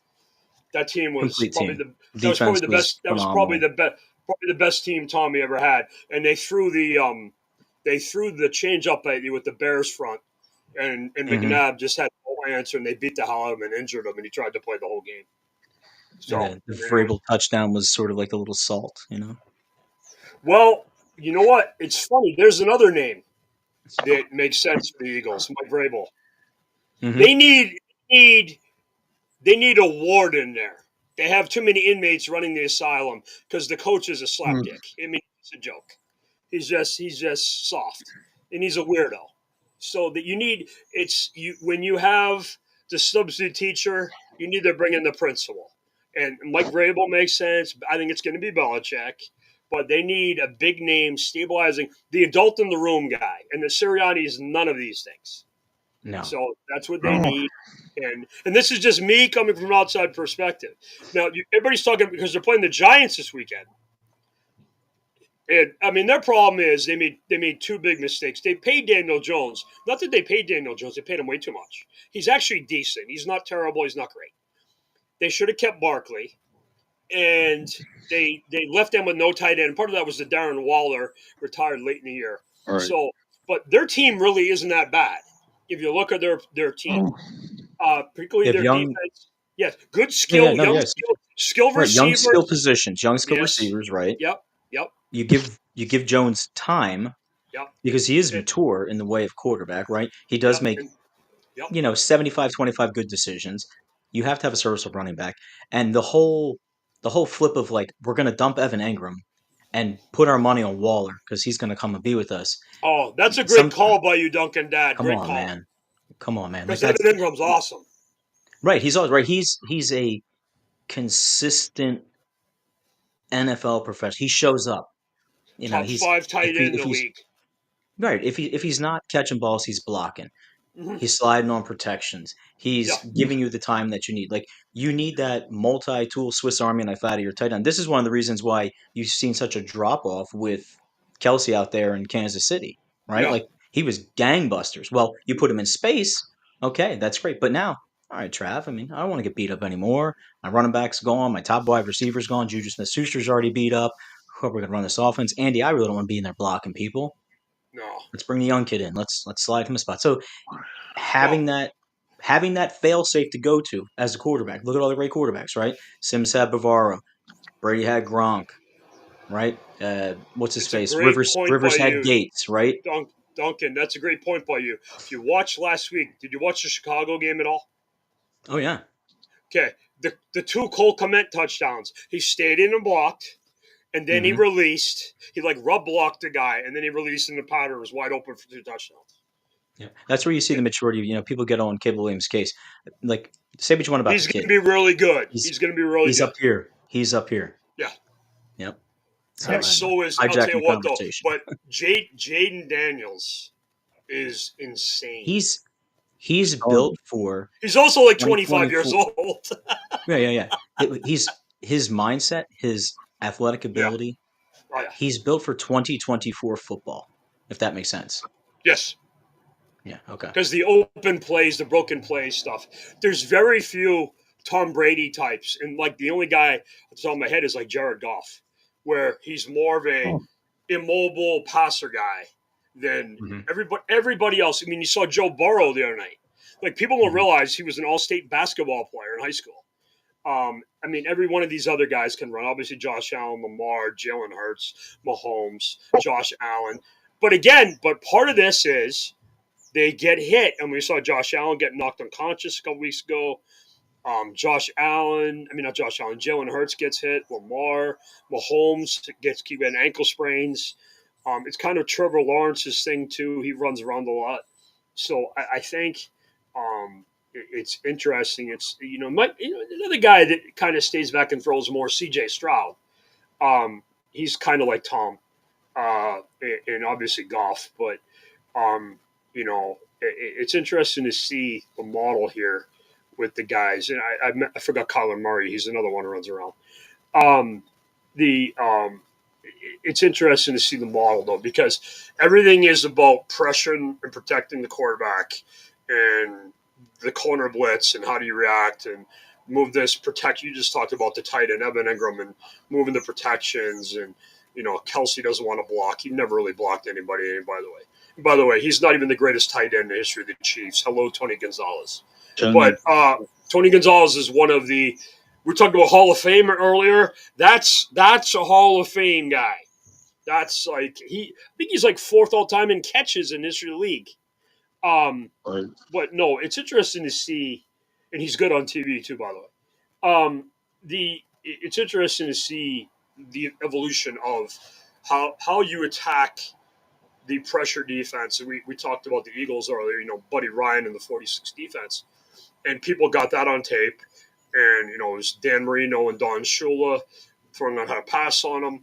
And then Joe Gibbs and the Redskins with their great running system, how to run against them. When you play really good teams and really good players and coaches, they figure things out. And unless you're playing Lawrence Taylor, that's about it. But here's how you defend Lawrence Taylor. Don't have your offense on the field. That's about it. But other than that, there's answers for everybody else. All right. As we have kind of blown through pretty much break after break after break here, I'd like to thank our sponsors, Moynihan Lumber, MoynihanLumber.com. Don't forget, you guys can always visit them. Every one of our sponsors is always loaded up on our website. You guys can visit sr1029thegame.com, especially JimmyTheBeefGuy.com, which we are have to get down there to Fort Myers at one point or another to do a live set down there from Jimmy's, which because of the weather and hurricanes and all the fun stuff, we haven't been able to make the travel that we need to, but we'll be down there soon. Also with Sports World at sportsworldusa.com. For great sports memorabilia, visit sportsworldusa.com, along with Ion Tampa Bay. If you guys want to know the latest news, weather, and traffic, visit iontampabay.com, just the way it said, iontb.com, iontampabay.com. And, of course, to Tampa Joes that are finally getting back up and running after the hurricane and the power and the tree had taken them down. So if you guys can, you guys want great food, always fresh drinks. Tampa Joe's will never give you one of those soggy drinks or anything else like that or terrible food, none of that stuff. Go to 9316 Anderson Road out there in beautiful Tampa, Florida. Hop, skip, and a jump from the airport. If you're coming down, I believe they will have, obviously, the Eagles game. If everything works out fine and they get the restaurant open, of course, all the folks from Philly to South want to be in there so you guys can enjoy there. And speaking about Philly to South, and I still got to get poor Gasp guy in. I know he's been, pleasantly waiting as we're getting some Bucks talk. I want to share this story, Beef, and a lot of people don't know this, but I made the travel trip back home. I guess it's been about 3 years or so. And you guys have brought up as far as one of the favorite players. Now, B-Dog was there, and the book you guys can still get, which is B-Dog Blessed by the Best. If you guys can see that up there, right? His journey from Canton and beyond. Great book. He signed it, and I went up there for not only the signing of the book, which our good friend Lindsay Goodell was there as well, along with B-Dog. But the funny thing was, so when you take Mike Fuji to some places, he's like a kid, like in a candy store, right? So here's Fuji, and we're waiting like everybody else patiently, to go in through the maze of folks, and then we see Leslie give a little wave and stuff, and Fuji is like a kid. He's like waving, ooh, ooh, ooh, ooh, Mr. Dawkins, Mr. Dawkins. And he's waving his hand, jumping up and down. That's not true. It's 100% true. So we get up to the front line, and he was geeking out while we're in the line. Then he walks up and goes, Mr. Dawkins, you're blessed by the best. Could you please sign my book? And he came up with this long dissertation. And Brian said, what do you want me to really do? And Fuji's like, can you just sign it? Now, of course, I make up all the stories. But Fuji and I were actually pretty excited as we both got the book signed by B-Doc. And it was a great time because I got time to spend with Fuji up there, which is the first time we had met since then being on a network. But it was good because B-Doc is like, he's so genuine, and you don't see one person on the field and another person when you go out there and see him in person. But Fuji and I were very, very lucky that we were able to get his book and get it signed. Of course, I always love to kid around with my guy Fuji, but it was such a great time. But no, Angel, who's your answer to favorite current Eagle and all-time guy? All time, I have to go. Other than B-Doc, Reggie White. Reggie White to me meant kind of was the world. Pretty good. Yeah, the Minister of Defense, and then even when he didn't want to leave Philly and ended up in Green Bay, as he said, it was up there. Hold on. As Penguin AZ has some breaking news. He says Jake Cutler arrested for a DUI and having a handgun while under the influence. Yikes. Well, that's a great combination meal. That's a great combo meal. I'm drunk and I got a gun and I don't know what I'm doing. There you go. Yeah. That there was supposedly too, there was another player supposedly arrested. Now, I don't know. The story has not come out yet if it has any credibility, but apparently he was to some protest. Why? I have no idea. But to put in that, don't even want to name the player because it may not be an actual true story. But the Patriots guy. Supposedly, yeah, alleged, yes. That's the one I know. Okay, his initials are CB. I know who you're talking about. Yes. Okay. Yeah. So, we're yet to find out if it's actual credible or not. But that came through late yesterday into early today. But by the way, in Rhode Island, Angel. Yeah, I got you. Penguin AZ says he liked Buc-ee's. I've been waiting for you guys to talk about cheesesteaks. He talks about Buc-ee's, I guess, for cheesesteaks here. Okay. So for my Eagles, go ahead, Fuji. Go ahead. So Fuji, I want to hear your answer on favorite all-time Eagle and current guy, and then I'll give you mine because I actually have a nice respect for the Eagles. I would all-time it's B-Doc / Jerome Brown. I mean, Jerome Brown was just great player. A human wrecking ball, stop the run, getting that backfield sack to quarterback. Oh, hey, Jerome Brown had, touchdown interception, and that guy could move pretty fast for his size. Yeah, he's ridiculous. And your current favorite guy? I would say right now, even though he's not having the best year, Jalen Hurts. Okay. I don't know. He's starting to worry me now, but as Duncan Back said too, I think Quentin Mitchell, the number one pick, seems like he came into camp already talking smack to A.J. Brown and Devontae Smith, saying their routes were weak. I mean, if you got a rookie that's saying that, what's his ceiling going to be? And the guy played in the MAC. The guy played in the MAC. He played in the MAC. It's not like he played at Alabama. Mm-hmm. I mean, he's just balling out already, and he's going to be playing a sixth game. Yeah. Okay, so for my guys off the current team, I love A.J. Brown. No, because I asked the question, I'm allowed to cheat. I have three guys. They're all the same. I loved Bill Bergey. I loved Ron Jaworski, and I loved Harold Carmichael. All for different reasons. Bill Bergey played my position. Right. I just thought Harold Carmichael was crazy, just incredible because he's like 6'7", and he was a great receiver. And I got a great story on him. And I just like Ron Jaworski because he was different, a Polish guy playing quarterback. The NFL has these hidden stigmas. I mean, one of the funnier ones is blonde guys can't play quarterback. And it started with Terry Bradshaw, and then it became about Phil Simms and Boomer Esiason. And it's pretty funny. That and obviously the nonsense with the racism with why Warren Moon. And I asked this question when I was a little kid. I used to watch Tony Easton every week. Why the hell can't Warren Moon be my quarterback? And somebody explained to me what was going on. So, and this is about the time Doug Williams was playing. So, yeah. just the way the world was at the time. I mean, literally, if you watch Warren Moon for 5 minutes in the CFL, and then you watch Tony Eason, I'm just using him for an example. You watch Tony Eason playing, and you're like, which one of these is not like the other? And it was just pretty funny. And the other thing about the same time is when Randall Cunningham started getting in the games for the Eagles. By the way, nobody talks about him anymore. He was incredible. His whole problem was he had no coaching. It was Buddy Ryan running the defense with Reggie White and Jerome Brown and Clyde Simmons and Eric Allen and Wes Hopkins and Andre Waters and Seth Joyner. And then, Randall, just figure stuff out. You will score points. Well, and no coaching. Was so underrated. I mean, he was incredible. Really have an offensive line and really didn't have a running game until he got Herschel. Incredible.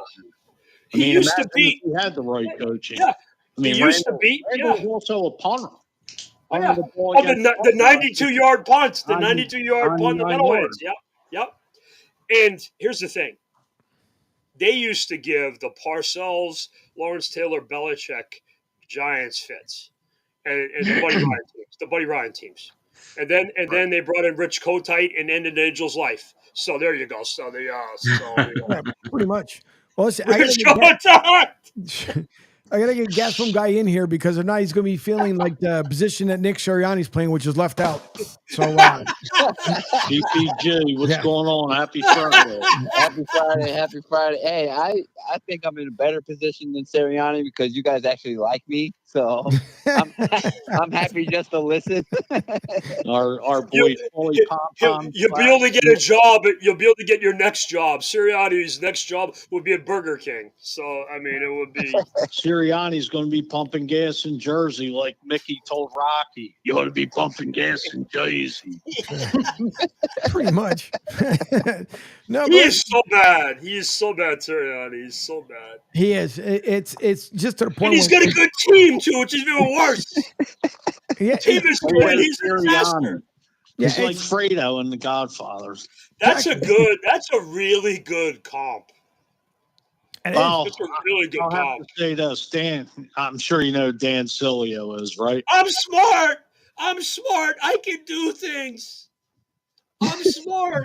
Dan Silio gave Nick Sirianni the nickname Fredo Sirianni.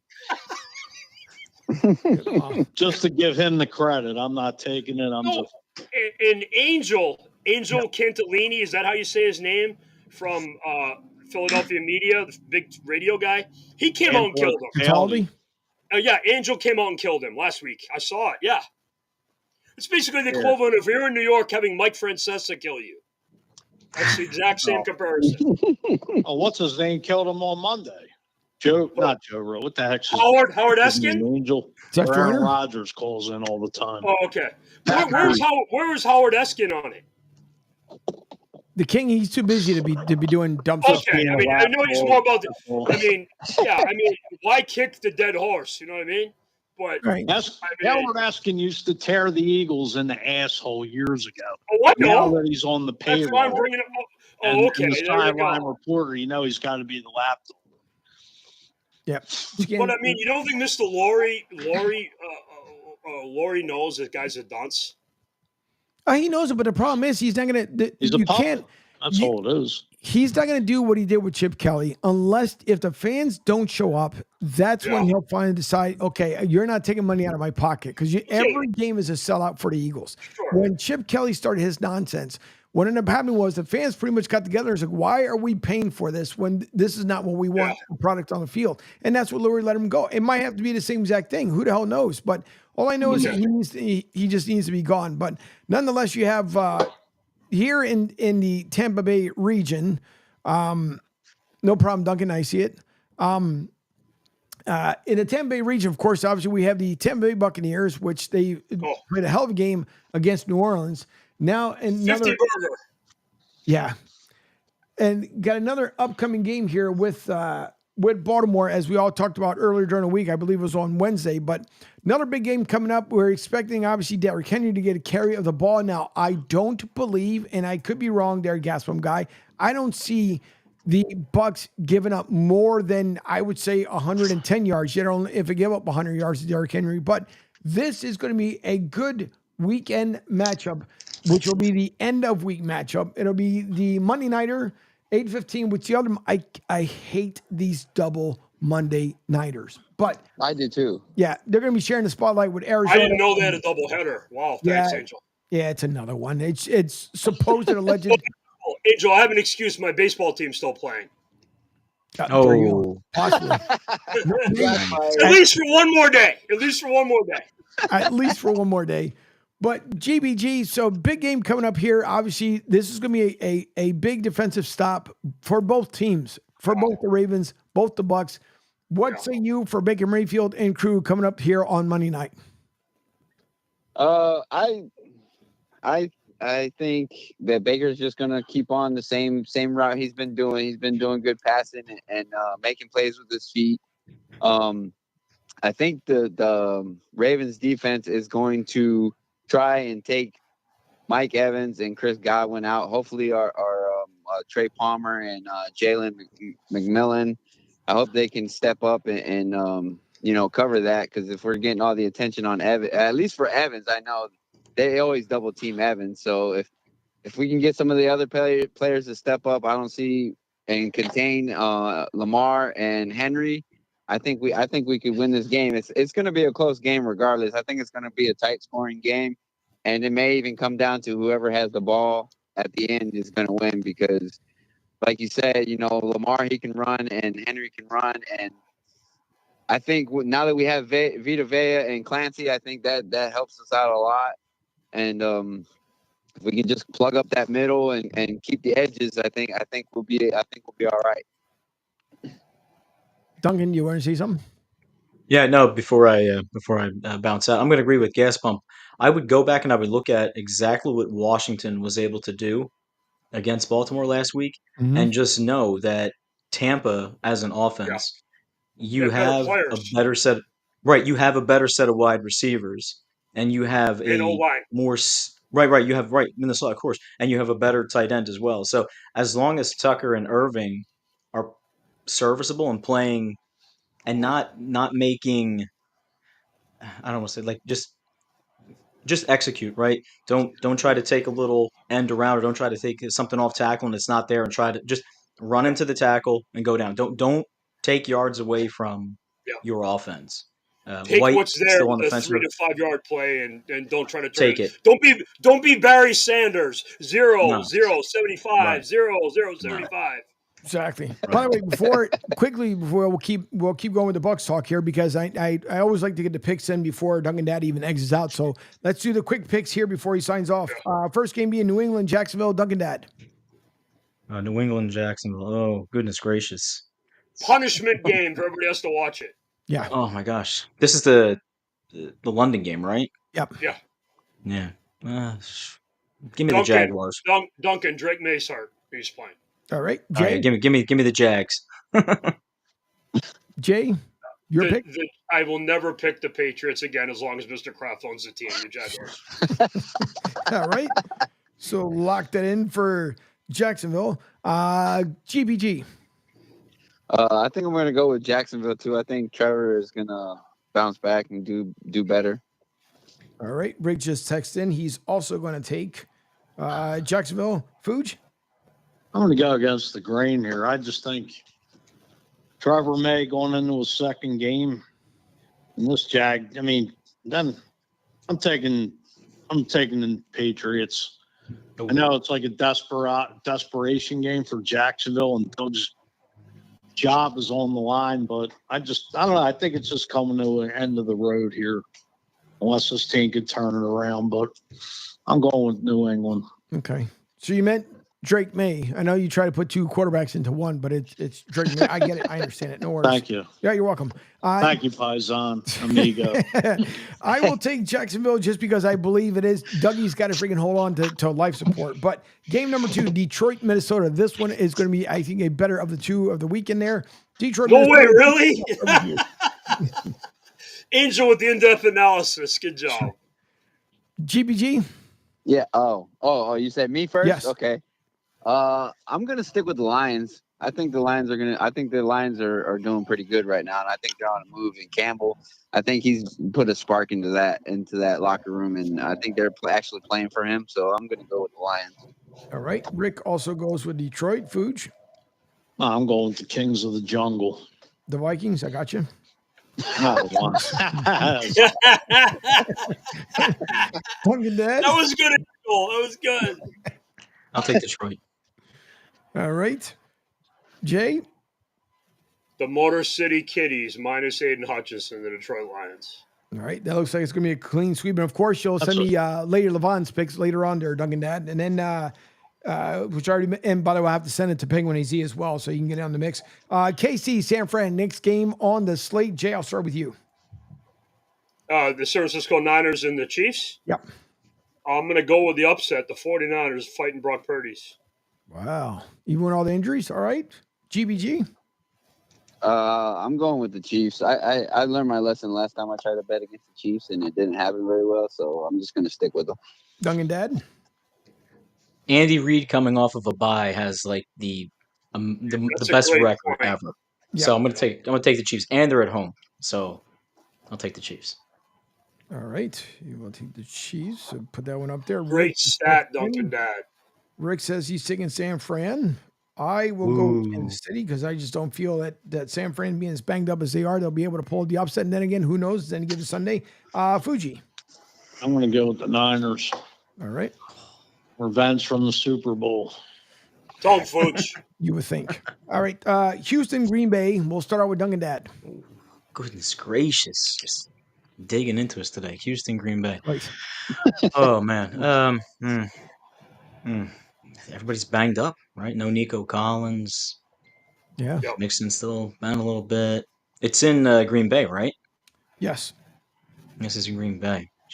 Romeo Dobbs came back and put that locker room together. Jacobs. I'm gonna go with Green Bay. Probably gonna regret it, but I'm gonna go with Green Bay. All right. So does Rick as he texted in. Jay. Texans. All right. Fuge. Houston. All right. And GBG. I'm going with the Texans also. This is going to be a toss-up one for me because I feel like the Texans could end up taking this one. As Rick says, he's feeling the love. This is going to be a toss-up for me because it's the Texans, and as good as they've been playing, I just think that Green Bay might have the outer edge on this one. So I'm going to go with Rick and Duncan Dad and myself and go with Green Bay on that one. Then you have the best of the worst, Philly versus the Giants. Duncan Dad. Got to go with the Eagles, man. All right. Fuge. Go Birds. GPG. I'm gonna. Oh man. I guess I'll go with Philly. All right, Jay. I'm gonna hurt a lot of people here, but I'm gonna pick the blue guys, the Giants. All right. And Rick, I already know he's going to go with the Eagles along with myself just because I'm trying to give this clown a fighting chance to redeem his job, but it's never going to happen anyways. Then the bonus game, we'll go with the now newly revamped New York Jets. They swear they're going to win it all. According to Green, they're going to win the next 7 out of 9. So Jets versus Pittsburgh as our bonus game of the week. Duncan Dad, start with you. I mean, I got to go with the Jets, right? I mean, I got to take the Jets. Why? I think because Russell Wilson is coming back to play quarterback, and I don't think they should have moved away from Justin. I think that's a smoke screen. I think they're doing that to make the. I think they're making the Jets prepare for 2 QBs. All right, Jay, what's to you? Steelers. All righty. Fuge. I picked the Jets last week, thinking they were going to beat Buffalo with Robert's foul being fired, but I'm going to go with the Jets. Wow. Okay. GBG. Well, my heart says to go with the Steelers, but my head says to go with the Jets. So I'm flipping a coin. I'm literally flipping a coin right now. It's heads. I'm going with the Jets, I guess. Oh boy! All right. And that is. what? No, go ahead. I'm just happy this is the bonus game. Exactly. Yeah, right. And Rick says what she Jets, said. Jets. So he's going with the Jets as well. All right. So I believe that's everybody because Fuji went with the Jets as well, the Southwinds thing. All right. So that's And all you the going picks. Pittsburgh? You're taking Pittsburgh Angel? I will in this one here. I'm going to go at as much as I think that Devontae wants to do a blowout game, but I just got a funny feeling that Justin Fields is going to be the starter instead of Russell Wilson. At least I hope so. So I'm going to go just Good with job, Jay. Angel. Yep. I'm going with Jay. I'm going with the Steelers. You guys, you good. people, and I made this same mistake on with Pete and Angel before the season where I picked the Jets to be a good team. Let me tell you about the New York Jets. The last time they were in the Super Bowl, we hadn't landed on the moon yet. There you go. There's the stat of the year. Duncan Dads Jets brings being a good Jets. stats. That's a great stat. But my other one that I use as my go-to, the Tampa Bay Buccaneers have replaced Tom Brady faster than the New England Patriots. There you go. Well, it seems like a Dumb and Dumber routine when he's like, "We're landing on the moon." So I guess the Jets can say the same exact thing. All Did right. they really? Oh, Yeah. Joe Namath predicted they'd win the Super Bowl and they beat Johnny Unitas and the Colts. Yep. Yeah. All right. Upsetted them. And I'm going to be 53 in about 3 weeks, and I wasn't alive for that. So that should tell you something. Me neither. Was anybody I alive? wasn't. I wasn't. gone. I don't Well, think you were there yet, were I'm you? the old guy. I'm the old guy here. Yeah, Jay is definitely the oldest one here. But as we say goodbye to Duncan, Hey, be nice. Be nice, Angel. Listen, I'm not that far Angel, off. Angel just became the devil for a minute. Why'd you say that? I'm not that Angel, far were off. you So born yet? what? When? I'm 69. No, My When sister Jets was. beat the Colts. No, my sister was. My sister came a year before me. Oh, okay. Yeah.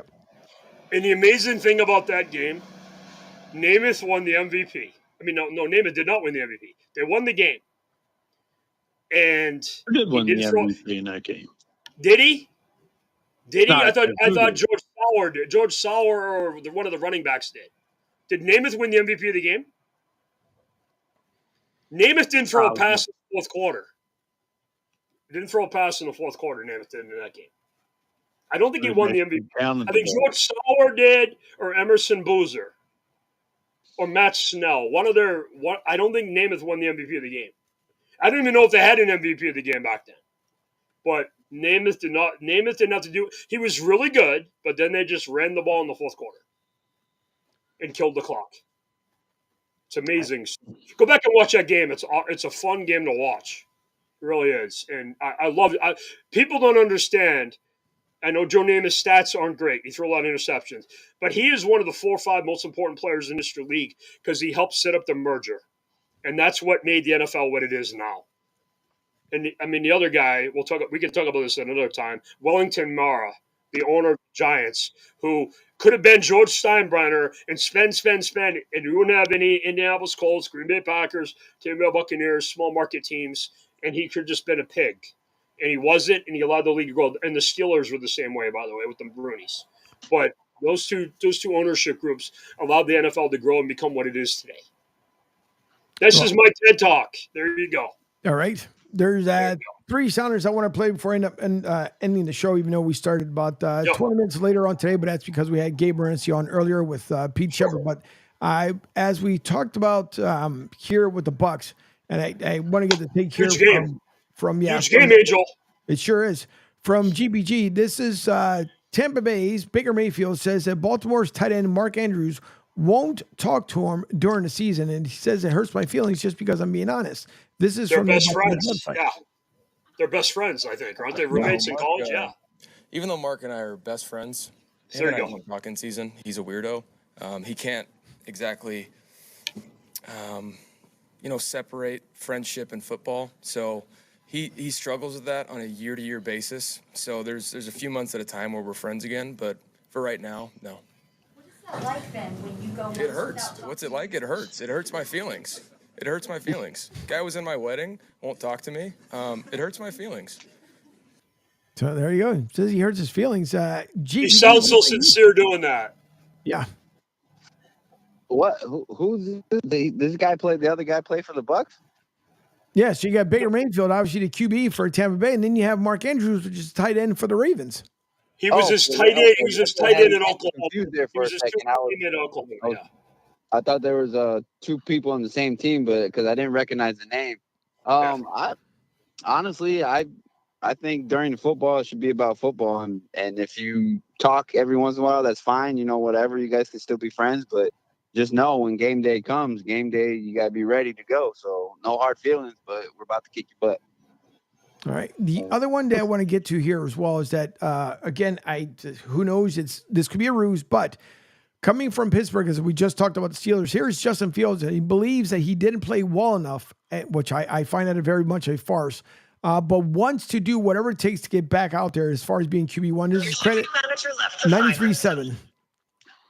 I don't think I played, good enough. If I'm being real with you. If I'm being real with myself, I think if I did play well enough, I don't think there would be any sort of who should be playing, who should not. So at the end of the day, we got a few wins. Of course, I'm glad about that, but there's areas that I could be better at, and I'm just gonna continue to work on those and continue to get better.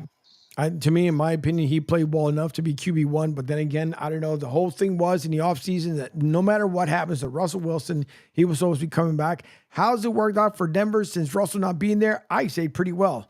So that's that one. Then there's also one here where he talks about quarterback, of course, now QB1 for Pittsburgh. Russell Wilson on being fortunate to have another first game. This is, again, credit to 93.7 The Fan. First game of the year for me, but I've been fortunate to be in a lot of first games. So the confidence is there, obviously, and then obviously just being out with the guys. That's the fun part about this game is just playing the game you love and doing the physical part of getting in the end zone hopefully and scoring a bunch of touchdowns. So that comes from him. And then the last thing that I want to get into here is we keep hearing about this whole extended last audio before quickly I want to get into Dodgers Mets and get Jay's obviously feelings about that game. But this is Peter King on the NFL Players Association wanting to expand 18 games in the year. This is credit to Sirius XM NFL Radio. I don't expect players to be adamant about this. You've already got the NFLPA Executive Director Lloyd Howell telling Mike Jones of The Athletic, hey, who doesn't want more football? I'd love to see more football. And I'm paraphrasing there. But that was, in essence, what he said during the summer to Mike Jones. And if the executive director of the Players Association is saying, hey, bring on more football, what chance does it have for anybody to say, we're not doing this? And I think there are some players who, regardless of the extra money, don't want to do this. So, Can I talk about this? About this? Sure. Okay, a couple things. If you play fantasy or you gamble, which is about 85 to 90% of our audience, we've never had more injuries in the league. Star players, depth guys. Look at the Clowns playing quarterback last night for the Saints. It's not a good product, okay? So if you're going to play, they want 18 games, which is a 20-game season, right? Right. 20-week season. So what they need to do, every team needs to have 2 bye weeks. But here's what you do. When you play on Thursday, you should not play the previous Sunday or the next Sunday. So let me explain. So a team played Sunday, say the Buccaneers. They played Sunday. They played the Saints. Right. They have that week off. Then they play Thursday. And then another 10 days later, they play another game. That's how you do the Thursday night football. Monday night is not a new thing, so I think guys can adjust that. But you play Monday, you can play the next Sunday and all that. But 2 bye weeks, that's okay. It's a big money chase. But, hey, Angel, it's a player safety league. Yeah. It's again, they're going to keep doing it because they're going to pass it no matter what. Money. They're going to say that they're not, but they're going to pass Money. it. And here's the other thing, Angel. I mean, it's about going on right now. With these London games, they're going to have like 9:30 in the morning regular games, and somebody's going to be playing in it.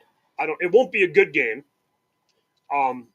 It's an experiment what they're doing. These 10 o'clock in the morning games. There's going to be games because they can't do what college football does, where they have games from noon to like 2 in the morning because of the West Coast games.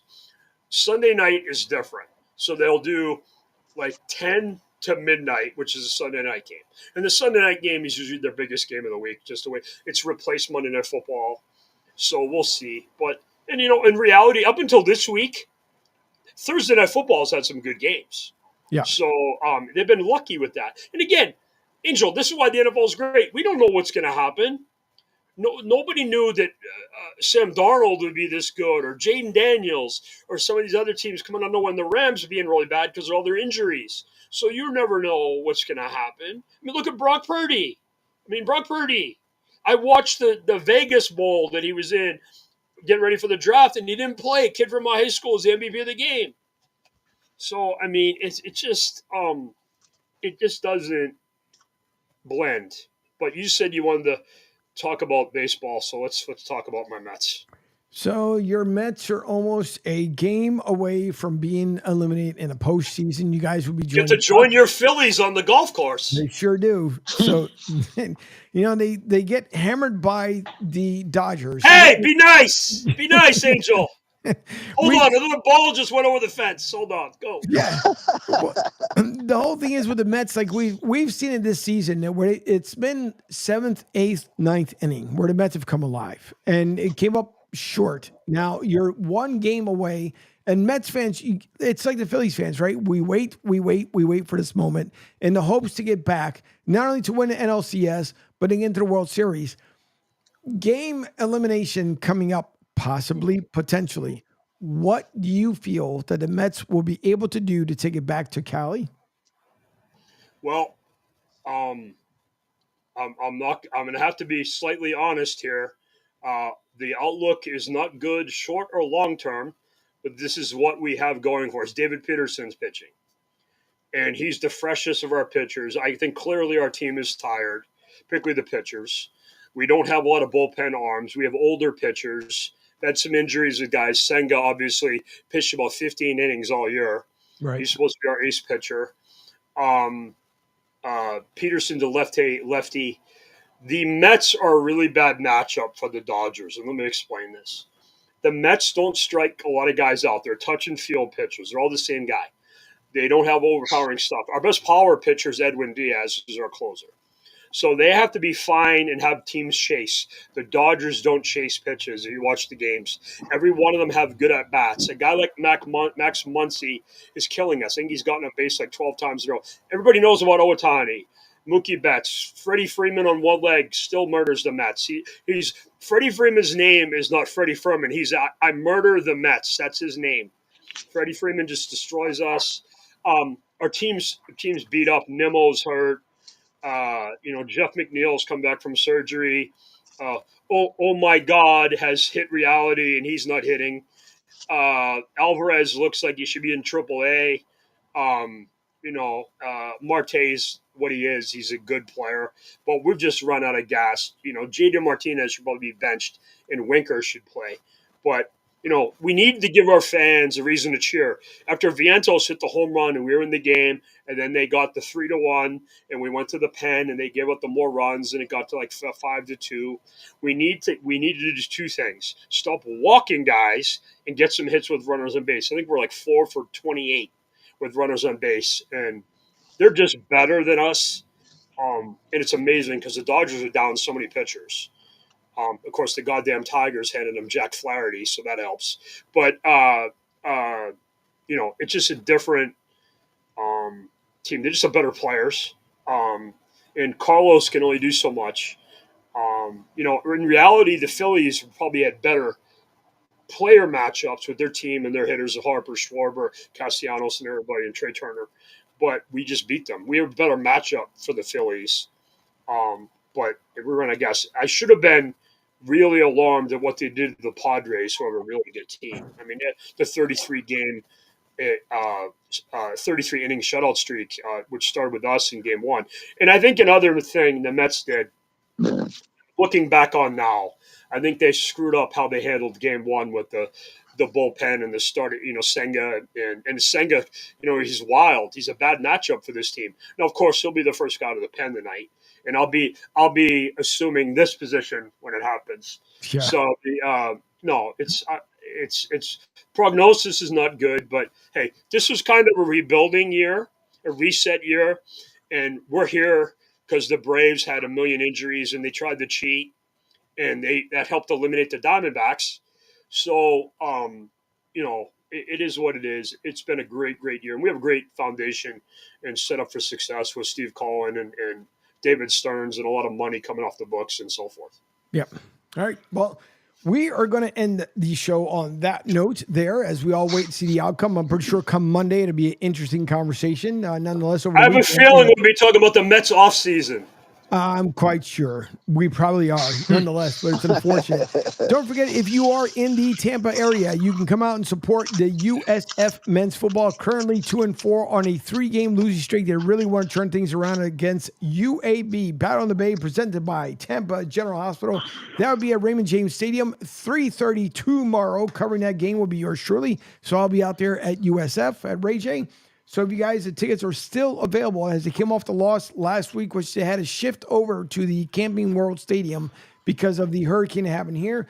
That was a 21-3 loss. We're hoping that Coach Galesh and all will turn things around. I'm quite sure they will. And hopefully this time I won't be locked out of press conference. But then again, we'll see. I don't know.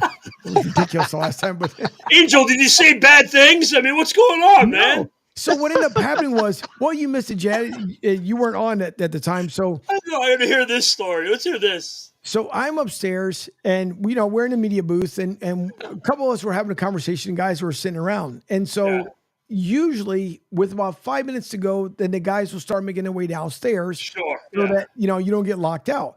Sure. Well, a couple of us were having a conversation up there, and the guy that was in front of me from his station, he said, "Hey, are you staying up here?" I said, "Yeah, I'll, as soon as game's over, I'm going to make my way downstairs." He goes, "Do you mind watching my stuff?" I said, "Yeah, you got to sign off and do stuff." Yeah. Right. So he went wide. Game's over. I packed up everything. I mean, the game was literally just over. Put the stuff in my bag. I go downstairs. Well, there's a maze to get down to the tunnel. I'm like, where the hell am I you're not going? used to that stadium either. That's the other thing. Yes. Correct. Right. So usually if I'm on the field, it's already easy because all I have to do is go in the tunnel. Bam, I'm there. But I'm up in the booth. So I can't see exactly what's happening. So this time around, it'll be a whole different story. But anyways, so I get downstairs, and it was like, what was the show back in the day, Get Smart, where he basically has to go through all these doors? The maze he's walking through the beginning. Yes. Yeah. So I 99, baby. Yeah. I went to this one door. The lady from the Bucks, she was there, and she says, "Are you looking for something?" I said, "I'm trying to get to the press room, the media room, so I'm able to listen to what's going on." She goes, "Okay." So we're walking, and we go left, right, left, I think straight. It felt like a football play. 2 lefts, we finally come out to the main concourse, and we get up to the door, and I go to pull in the door. The guy opens up the door. He goes, "Yeah." I'm like, "I'm here for a media conference." He goes, "You're late." Shuts the door, and that was it. That was the end of it. I'm like, are you freaking kidding me? So, yeah, that's what I end up missing out on. Angel, you're awesome, buddy. Good luck this weekend. Well, yeah, I'm hoping to enjoy it as much as I possibly can, as my producer came in with. And don't get locked out of your press conferences. Okay, very important part of your weekend. So I would hope not. I definitely don't. Hey, love you, buddy. Talk soon. Gotta go. All right. Love you guys too. Do appreciate it. And let me switch back over to this camera. Therefore, I don't look like I'm just Mr. Lonely. But hold on. I got to come back down because I want to make sure I don't want to be on the other show here. So let me pop this in with the fellas. But no, listen, thanks to everyone who tunes in. We do appreciate it, especially love and support by Twitter. Folks over on kick.com. Thanks for your support as well. The only thing that drives me nuts sometimes is when I understand it if you want to reach out to me because you want to help out in some manner. But it drives me nuts when people put a message up there like, "Hey, I noticed this, blah, blah, blah. If you want this, blah, blah." I'm not ever paying anyone for bots. I'm not, period. So if you're going to send me a message about I can get you like 1,000 followers, okay, find them yourself and then come back to me. I'm not paying anybody. So thanks for the message someone sent, but I'm not paying this dumb bot nonsense. It's ridiculous. But nonetheless, it's going to be a good NFL weekend. I'm pretty sure, going to be on pins and needles. And I say that with the slightest friggin' sarcasm possible between New York Jets and Pittsburgh, because I'm pretty sure there's going to be Devontae Adams interviews come dime a dozen between here and Sunday. So we'll see what happens there. But I'd like to thank once again Gaslam guy Mike Fuji as always as they come in. We do the party line in on Fridays. The only one that we missed was Penguin AZ and then obviously Rick Marcus. But I know Rick was busy as they're getting things ramped back up at the airport. But thank you to all. Fuji, any last words? And Gaslam guy, the same thing. So Fuji, what do you think about this game this weekend before we sign off here? Eagles just better, get it together. Now's the time. I mean, you get Bengals next week, Jacksonville. You get 3 winnable games, possibly Dallas. Not to look down that far of the road, but I mean, now's the time for this team to get it going. Next man up mentality with these injuries. Jordan Mailata, Dallas Goedert. Fredo Sirianni better get his ass right. I mean, I'm sure he's that sure. I don't know if that leash better be getting tighter if this team ain't gonna win for him. But then again, who the hell knows with Jeff and Haley with that situation? But Eagles now's the time. You're coming off, a team you should have blew out, but go Birds. Let's hope. I know it's like your heart says one thing, but your mind's like, yeah, okay. That's pretty much it. GBG. No, I just hope the Bucks keep moving the way they're moving. They look to be doing pretty good. We get some key injured players like Rashad White and Gedeke came back last week, so that's always a good help. So yeah, if they just keep pushing forward and keep on the same pace, I think we'll win the division and hopefully be in the playoffs. Well, let's hope. I think the Bucks will be able to do so. Again, now it's going to be the battle with them in Atlanta, so we shall see. But nonetheless, thanks you guys once again for tuning in this week. Next week, the full slate of shows will be back, minus Pete. Pete will be on Monday, and then he's got his vacation scheduled. That was apparently something that they had scheduled on earlier, and he just forgot to tell me. But Pete will be on Monday, then he will be off for the remainder of the week, Tuesday through Friday, and he will be back the following week. Of course, Martinez company will be back next week, Monday, Wednesday, Friday, along with the Drive with Q, which he will be on later on today from 4 to 6 p.m. Then Lloyd Vance's Insider Football Monday nights at 8 o'clock, Talking Hoops, 8 o'clock on Wednesday night, and of course, B's World on Mondays and Wednesday evenings from 6 to 8 p.m. So a lot going on here on the network. Don't forget, Chef Derek Fox, his show will now be aired on our digital sports platform. So you guys take a look at that as I'll be updating the website. Always take a look because you never know what's going to end up popping up there or what new personality will be joining here on the Coastal Sports Network. So thank you all. Have yourselves a great week. Continue to please pray for those who are without here in Florida, and whatever you guys can end up doing to help, please do so. I may be setting up something here come next week. I'll let everybody know. If you guys will be able to make your available donations, to please do so we can help out families here that really are without, even though they may have gotten the power back, but if you don't have a home to go back to, who cares if the power came back on or not? So thank you all. We do appreciate it. Again, thanks to GPG, thanks to Jay, Duncan Dad, Rick Marcus for texting in, Penguin AZ for always, coming through over there from Arizona. And anyone else, hopefully I didn't forget, we will talk to you come next Monday. Don't forget the Drive with Q this evening from 4 to 6 p.m. And with that, we say, have yourselves a great weekend. Paisan. Paisan, amigo. God bless and go Birds. Exactly. God bless, go Bucks. And I got one last comment that came in as Joey B says, take care. Birds, not Bucks. No, Bucks. Go Bucks. And by the way, Joey B, he says, take care. And I'm not, listen, enjoy the snow. That's all I got to say. So, all right, you guys, have yourselves a great weekend. We will talk to you on Monday. Go Birds. Food, you never let me get anything in. I will next week, I promise. Hey, well, Angel, no, go ahead. Angel, did you hear? I seen somewhere on Facebook. I didn't want to say anything during the show because I haven't had a chance to